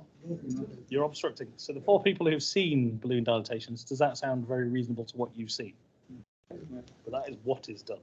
And also, sometimes they use the one for the arterial path. Yeah. There's 3 points I'm gonna come to. So one of them is that. So let me run you through this. So this one is stretched up. Then I used the sickle knife and I made 4 linear cuts. There is actually a combined balloon with which is built with 4 razors in it that do this. It's a linear cutter, and the razors stick out by about 1 millimeter to 2 on each of the balloons. And what they do is they do radial incisions. What you want to do is you want to make some sort of cut that it opens up as a hole. Now this is exactly this is the same patient's airway, and you can see where the membrane was, and it's literally just gone with balloon dilatation. Completely fixed, followed up a year down the line, didn't need anything doing, and hasn't needed anything doing 3 years later. Yeah. With the issue with the laser is how do you secure your airway? So I sometimes take out subglottic cancers, and what I will do is I'll get past it, so I'll debulk it quickly, so I'll quickly take a bit off, and then I'll put a laser tube in, then I'll pack it, and then I'll use the laser to cut it out, just because you remove all the airway fire issues. Yeah. They're your main kind of parameters overall. And the arthroplasty balloon is the original balloon, which was made by a medical student who was a multi-millionaire, who's still got the copyright on that, is a wonderful thing because that's even smaller than these balloons. I have a very teeny tiny one. That is the one that I've seen. It was post intubation and tracheostomy patient, and it was really narrow. Despite the patient, she was old lady. You'd be surprised that she's doing very good in activities, but she cannot make any words because she cannot get to breathe in and produce the sound. So her problem was speech more than breathing, but they couldn't manage any of those scopes things, so they get the scopes. Have you tried ablation? Is it? So it's funny you should mention that. Yeah, so I tend to use coblation for papillomas. I tend to use coblation for what do you call it? Acute airway embarrassment, where somebody's got a huge larynx tumor, which we're about to get onto, I think, on the next case. And I use that for debulking. And this goes back to who said about the tonsil. You know, the tonsil is debulk it, yeah, and that's not unreasonable, yeah, in any way, shape, or form. But again, you need to get your airway secured before you put a stream of load of liquid in. You're then going to complate. So you need to still stretch it to get your tube in, don't you? That's my issue. So one way or another, you need to get a hole that you've got a what is defined as a. Have you tried in supplementary? Oh yeah, no, I've not written sub. So the answer to your question, the reason I was partially dodging is because I've not used it, but I know people do. Yeah. And again, once you've got the airway control, you can use the laser. The laser is reasonable in this type of scenario. The problem in the defibrillator is that, as Mr. Sol had said, it's just you need the fluid. You're drowning the patient. This is the problem to how to secure the airway down there, unless the patient have a tracheostomy already from like a subglottic pumping. Because you've got the saline running, yeah. So you've got to have that saline going somewhere. So you have to protect the airway. So you have to give indifference to the airway before you use it. That's the issue. But yeah, no, I like it in papillomas, and I like it for laryngeal tumors if they can get a tube at the top and you don't need a trachea. And occasionally I'll do it with a trachea. And I'm hoping there's a patient today that they're doing on a Derby. So here's tell me when I'm either boring or happy. 62-year-old supraglottic tumor says she had a laser resection, and you can see the NG tube still in, but she was struggling with the swelling. She had some airway swelling 5 days post-op. So my registrars sent me a picture like that. What do you think? Registers, middle grades? What is it on stridor or? She got stridor. She's still short of breath. This is the swelling. This should be about the swollen left arytenoid. Here's a swollen right arytenoid. That might be a cord. You have no idea. This side's not really moving or doing very much. What do you think? She's stridulous. She's an inpatient on the ward. What you can do, guys? You think so? Try first adrenaline and steroids. Yeah. They don't work. Same. Adrenaline and steroids straight up. Yeah. You can do the Heliox if you can find the canister. Yeah. Cool. So, do you think she's going to be very intubatable? Is there a depends on the anesthetist. Yeah. But is there a black slit that you could easily see? So if you compare this to earlier, you remember this one? So there's no slit. There's a slit. No slit. There's a slit. No slit. There's a slit. Yeah. So you rhythmically you're following with their respiration. Yeah. Here, there's a hole. Yeah, as tiny as it may be, but there's a hole if you really, really need to try and get something in it. Won't get down there at 2 millimeters. Yeah, this one, can you see my escalation scenario? There's a reason these are organized the way they are. Yeah. So can you really see a black slit to stick an ET tube down? Yeah. So this is a local front of neck access. Got control, steroids, nebs, skin incision, trachea stroke. Yeah. You're not in a rush. The patient's comfortable. You ain't gonna get control from the top, are you? Sensible option here is push him. Tumor, it's stunning. So with a silent, wouldn't it be possible to guide them? Maybe I don't have the kahunas. Because if you get into problems or you have muscle laxation, what's the issue then? Then we should be ready at the site for. Yeah, but then you've got to do it in a rush. You've got a patient who's okay, sat up 45 degrees that you can put local in and do a trachea. Like, why not do a trachea? You can try the airway maneuver here, yeah.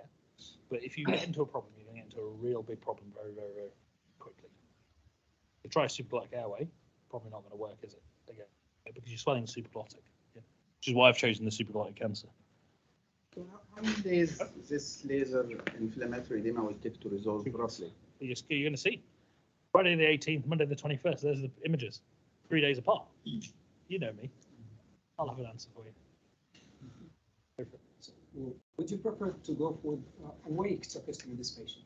I don't think it's unreasonable. That's what we did. And I think that's the right maneuver. Yeah. Because she's not in dire extremis. It's a Friday afternoon. You know it's getting worse and you would expect it to get worse at day 5 to day 7. Yeah. The easiest thing to do is you've got a relatively comfortable patient who's starting to have shortness of breath. You give them some steroids a bit better. You can't really leave her from Friday to Monday, hoping that it's just going to get better. That actually doing a local awake trachea is probably sensible. And the way I do a local trachea is, so if they're awake and I've got time, I'll put the local in. I'll start to do the dissection and so on and so on. I will then make sure that the tube's all working and I'll get to the trachea at that point in time. Once I get there, I normally stick a lignospan needle in, normally inject some local, they normally cough and splutter. I then tell the anaesthetist, I have control, I can see the trachea, put the patient to sleep now. Yeah. And then I quickly just put a slit in and I just put a bougie and put an ET tube exactly like you do, but I've made the hole and I've made it nice and clear. Yeah. But that's because that's how I like to do that. Because who's done a local trachea? Yeah. When you get to the local trachea and you get to the trachea, how often is the patient really uncomfortable? Almost every time. Almost every time. So if you've got control and you're happy, you can tell the patient to literally give them some propofol and put them to sleep. Yeah. There has to be a relationship with you and the anaesthetist that they can trust you in that scenario. Yeah. Because if you're all worried and you're anxious, they ain't gonna trust you and they ain't gonna do that. Yeah. But I promise you, for the patient, it's nicer when you cut through the trachea. Everybody finds it distressing. Everybody. Yeah, they genuinely find it distressing. And so if you're in that scenario and you've got control and you're happy, put a hole in, put your bougie in, put your ET tube in, then correct to a trachea. Yeah. Because then you know everybody's happy, and then if you need to cut out a ring, you've got time to cut out a ring afterwards, etc. Otherwise, what happens is you make the hole and everybody's like, shit, you're in a rush. Yeah.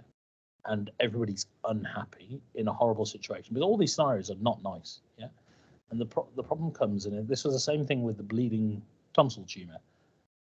Your adrenaline does this. Yeah. You're in the anesthetic room, you've had to do something that's inherently horrible, which 3/4 of the time is fine, 1/4 of the time you lose, yeah? And then you suddenly have a secure airway and your adrenaline just goes, and you feel like you've just done a marathon or something. And you're like, oh my God, I've got to keep on going. In this scenario, make the marathon drop easier on you, yeah? So, but it's completely dependent on your relationship with your anaesthetist, yeah? And if your anaesthetist is not comfortable, then just go through the trachea. Even in that scenario, you can do the bougie, you can do the ET tube trick. You don't have to put the tracheostomy tube in first. Yeah. And then you can, once it's in, they're breathing, you can say, put them to sleep and I'll sort this out in a second. Completely fine. I don't know, has anybody ever done that bit of the conversion of stick the ET tube in or put them to sleep? Sorry, you suck down to the trachea. You have clear view of the Greek. You clean it all. You clean it all. The patient starts to go to sleep. Then you make a slit fast size 6 or Whatever you want, just put everything in. and then you don't ventilate through this. You just carry on continuing the window and put the tracheostomy. So put the bougies, put the ET tube in, connect it, make sure the anaesthetist is happy, and then all you're doing is you're doing a conversion. You continue if you want to cut a slit, whatever. If you're happy to put the trachea in, put the trachea in. But tracheas are a little bit more volatile. The distance is fixed. They're not as bendy as the ET tube. In a rush, bougie ET tube is always your friend, because you can always get control, slow things down, and just do it. Yeah. Does that make sense?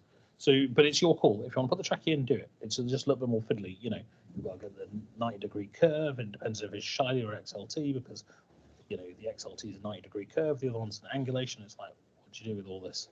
Yeah. Does that all make sense? So that's literally steroids over a weekend, and that's how quickly it got better. Yeah. So trachea is out. I think Wednesday same week. Yeah. Cool. Excuse me. Yeah. For the previous slide, for the one.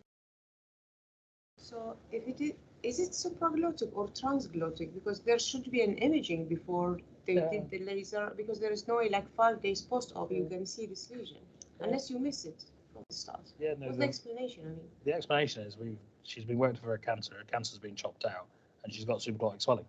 So she's had a CT, and that's normal. But why would you CT the scan the patient when you've already laser resected them? You see what I mean? No, I'm saying that the scan happened before the procedure. That's what I'm saying. Yeah, but what difference is it going to make? Was it not a transglottic from the start? Or not? No, it was not. It's supraglottic.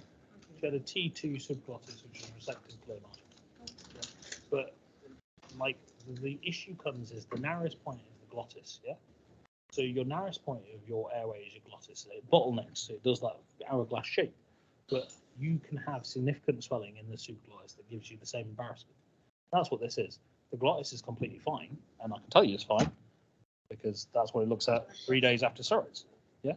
So that proves to you the glottis is fine. So the glottis isn't damaged, it's pristine. Yeah. And you can see all of this. This is just the slough. And all that's happening is she's had airway edema and slough. And this is it remucosalizing, and the slough's come off. Yeah. Does that make sense? Yeah. 58-year-old, this is a real patient from Nottingham City, operated by general surgery, total thyroidectomy, called in the middle of the night. They go, oh, they're a bit noisy. Yeah. So you turn up, you see them, they're literally down a dark little ward down the right. What are you going to do, SHS? Cool. Scope shows bilateral vocal cord palsy. Stand in the paramedian position, 3 to 4 millimeter airway. What are you guys going to do next? SHOs? What does escalate? You can escalate. What does this person need? Huh? Intubation. Awesome. You call your middle grade, and your middle grade goes, yeah, let's go to theatre. Let's intubate. Yeah. You go to theatre. Are you going to go to theatre with your middle grade and let them crack on with it, or are you going to go do some work? In on-call work or not? The other work. Just go to theatre, yeah? What's the great thing that if you need to take this patient to theatre and intubate them, they've got bilateral vocal cord palsy and they need a tracheostomy, what is the greatest thing as the SHO in this case? Clearly see the trachea also. Yeah. So don't complicate this, yeah? So what I'm saying is you take them to theatre, you intubate them, yeah? This patient needs a tracheostomy. As an SHO, what is the best thing about this tracheostomy? It's on right in front of you, yeah? Because what are they going to have in front of their trachea? There's no thyroid. Nothing. Yeah, so you're all going to do is you're going to open the stitch, you're going to quickly raise your flaps, which have already been raised recently, you're going to cut the straps, pull the straps apart, and your trachea is going to look like that, yeah? This is the tracheostomy you want to practice. This is the easiest tracheostomy, yeah? So what I'm saying here is this scenario sounds shitty, but this scenario is the one, as the SHO, that if your middle grade is happy, you want to do the trachea. Like you literally want to do the trachea, yeah? Because you cannot ask for a better scenario. They can get a tube from the top. The vocal cords currently don't work. You're not going to damage a vocal cord. I'm worried if you're damaging vocal cords. But this is your first trachea. This is the one you want to go, I want that trachea for the day that I have to do some front and neck access. Yeah, does that make sense? Yeah. So it's looking at some sort of shitty scenario and thinking from an educational point of view, what do I want to gain? Yeah. I'm going to finish one more, or are you sure?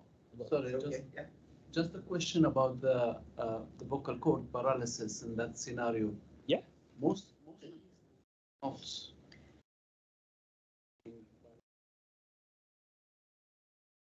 Paramedian. Look, they always end up in this discussion. It's because they don't understand anatomy. And it's because they don't. The thing is, again, I've got bilateral vocal cord fixation, and I wish I had loaded up the video. Two of my videos aren't working, unfortunately, so I will finish up. But in bilateral vocal cord fixation with paracarotenoid joint fixation, the anaesthetist should be worried because that will not spread. But you mean if it is a chronic, like? So if you have bilateral vocal cord palsy, sorry, hang on. If you have bilateral vocal cord failure, there is a list of things that cause bilateral vocal cord failure. One of those diagnoses is bilateral vocal cord palsies. Yeah. So other diagnoses include bilateral cricoarytenoid joint fixation, whether that's rheumatoid, ankylosing spondylitis, and so on. Like I say, I've got videos for all these of cases where I've been in this scenario. But the thing about bilateral neurogenic issues related to thyroid surgery is there is no physical anatomical reason why it's not spread out and moved. Yeah. And how physically difficult to intubate if it's a chronic type of how difficult? As in chronic goiter, easy, easy. Even with a 4mm airway, put the tube down, they rotate, and it just goes straight through. Yeah. We had the same. Oh, are you talking about cricoarytenoid joint fixation? Well, we don't know, but we have a similar scenario over 3 days ago. Yeah. Post-op, post-surgery? No, idiopathic vocal cord paralysis. Yeah, so idiopathic vocal cord paralysis you need to be a bit more wary of, yeah? So idiopathic vocal cord paralysis. So if both your cords are problems, you've got to think about the recurrent laryngeal nerve.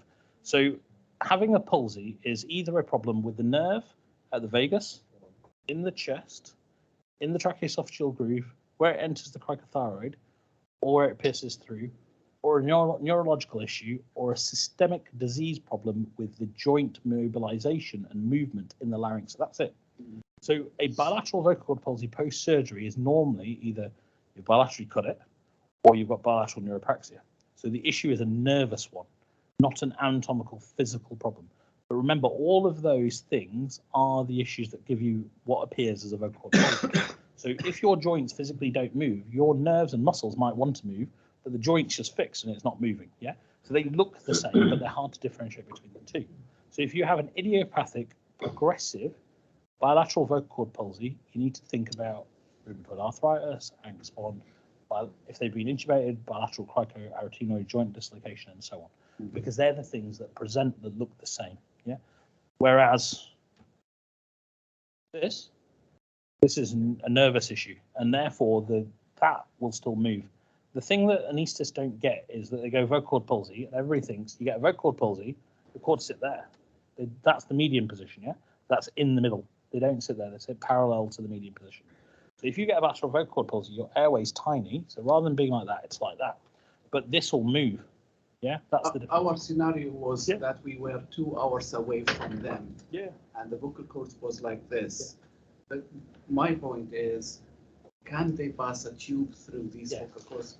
You won't know. That's what I was trying to encourage them. You need to go to theatre. I know they're 2 hours away. They're probably in Boston or wherever. Yeah. Yeah. So the issue then comes is they need an anaesthetic transfer. They need to have front and neck access available if there's a problem.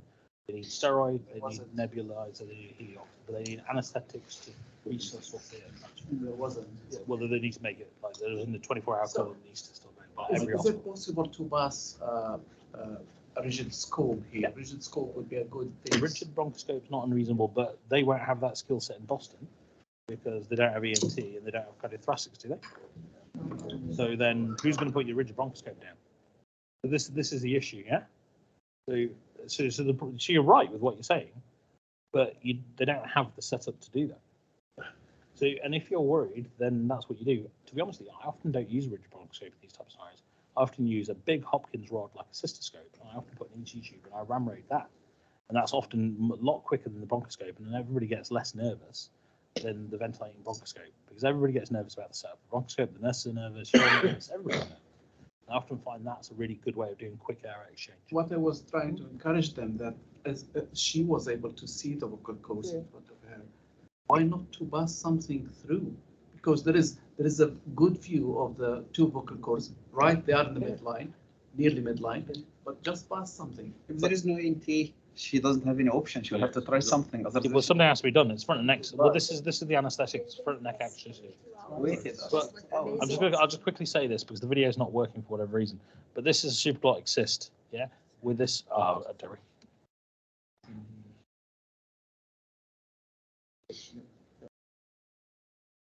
Oh, that looks. It looks like one second. It looks like it's going to work. There you are. So this is a supraglottic cyst. Fine. Not that alone. Yeah, thank you. So here you can see a supraglottic cyst. So the issue that you're saying is how bad is your airway? So this is actually a 58-year-old female, not a 28-year-old female. She was listed for a supraglottic cyst resection, and this thing was just ball valving in and out. The thing is, your airway has to be a proper slit, 2 or 3 millimeters to get real airway embarrassment. If you're in paramedian, they're probably at 2 or 3 millimeters. It'll look worse than it is. Actually, if you give them nebulized adrenaline and you give them steroids, you can stick them in as long as there's somebody who can do front and neck access and get them over here safely. Yeah, they're just going to be reluctant because they're going to be uncomfortable. They are not going to like that scenario, but that's what they need to do. Yeah? But you're right. They'll probably come over here. You'll start getting them set up. They'll probably get a tube from the top end, and then it's fine. Yeah. And my last one, which is one of my favourites, which I'm not going to go on about. If it works, I will leave her. Yeah. Has anybody got any other questions? Oh, don't worry. No, don't worry. They haven't even seen my fun ones. They haven't even seen laryngeal fractures yet. And plating of larynx fractures. There are more. Yeah, that's fine. We'll finish up. Lots of fun stuff, you know me.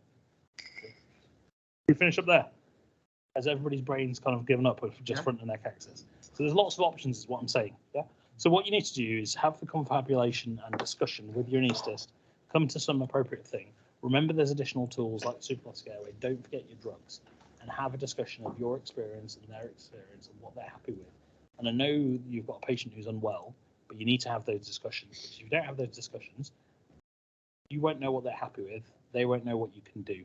And you want to kind of do those types of things. And if all else fails, you can go for front and neck access.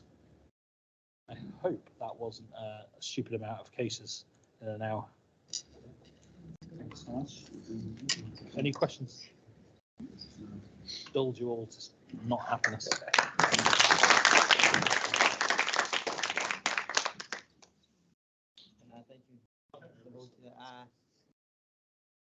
you.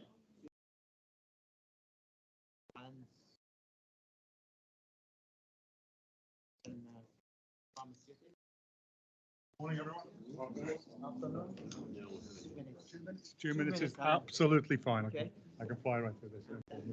Will be drinks and some sandwiches outside. Sugar free, so we just the sets Right, good afternoon, everyone. I've been told 120 seconds is my limit, so I better get on with it. My name's Alan from Denmark Pharmaceuticals. We're an Indian-based company. Traditionally, we've been involved with generics, but this product is our very first branded product in the UK. Well, actually, across the whole of the UK, across the world. It's very big in Australia and parts of the Middle East. So I will not go through every single slide. You'll be glad to know. I shall be very quick.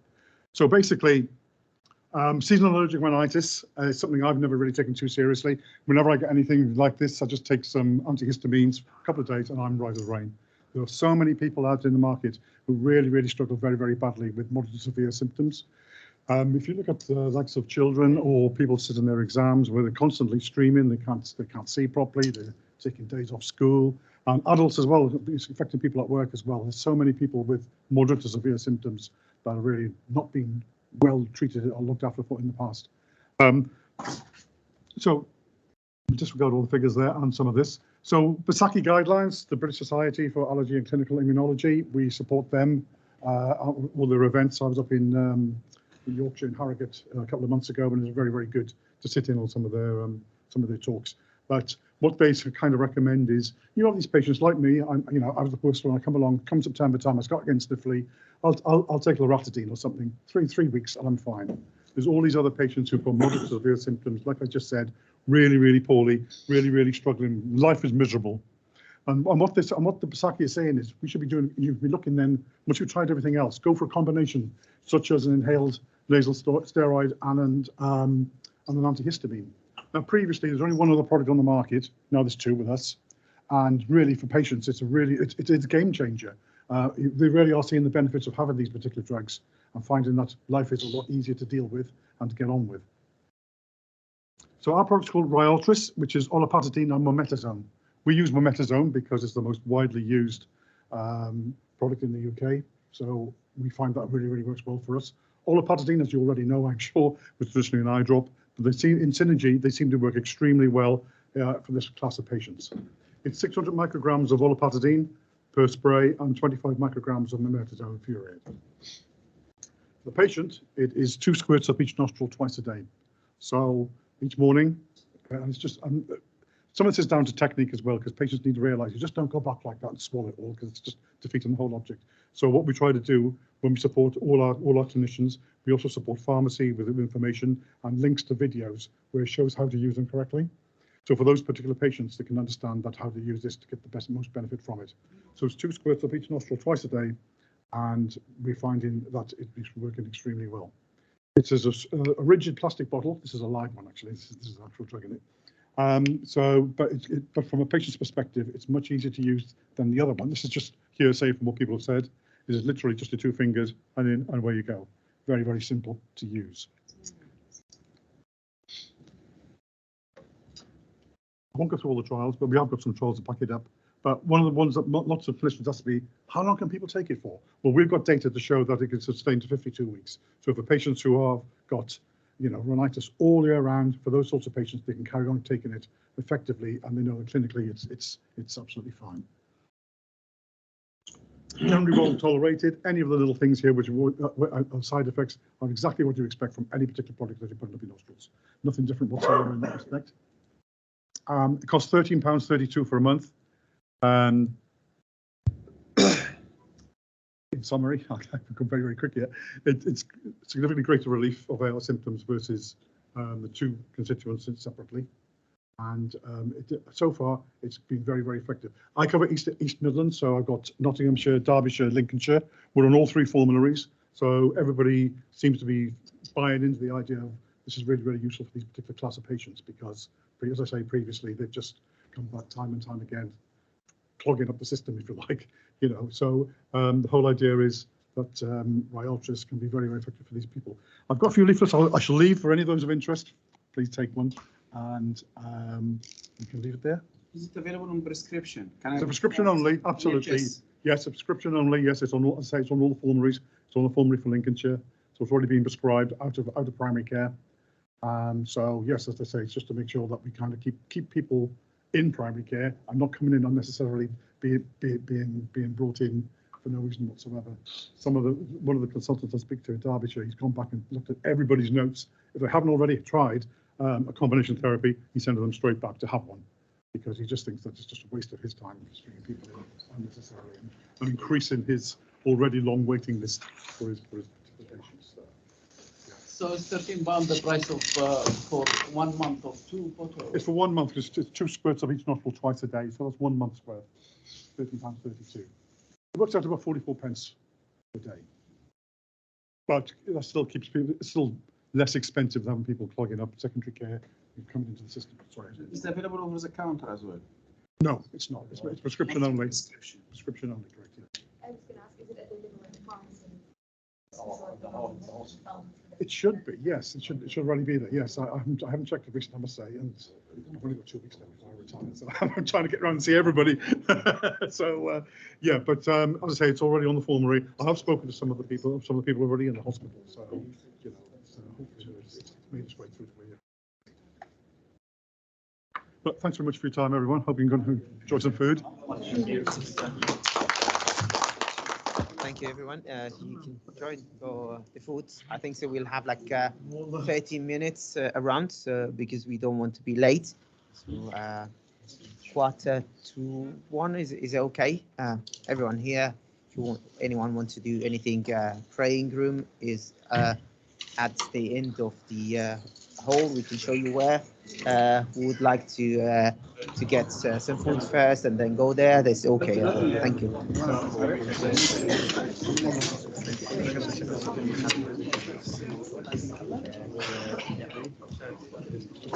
To put it all together with my invoice. The ADPI monitor.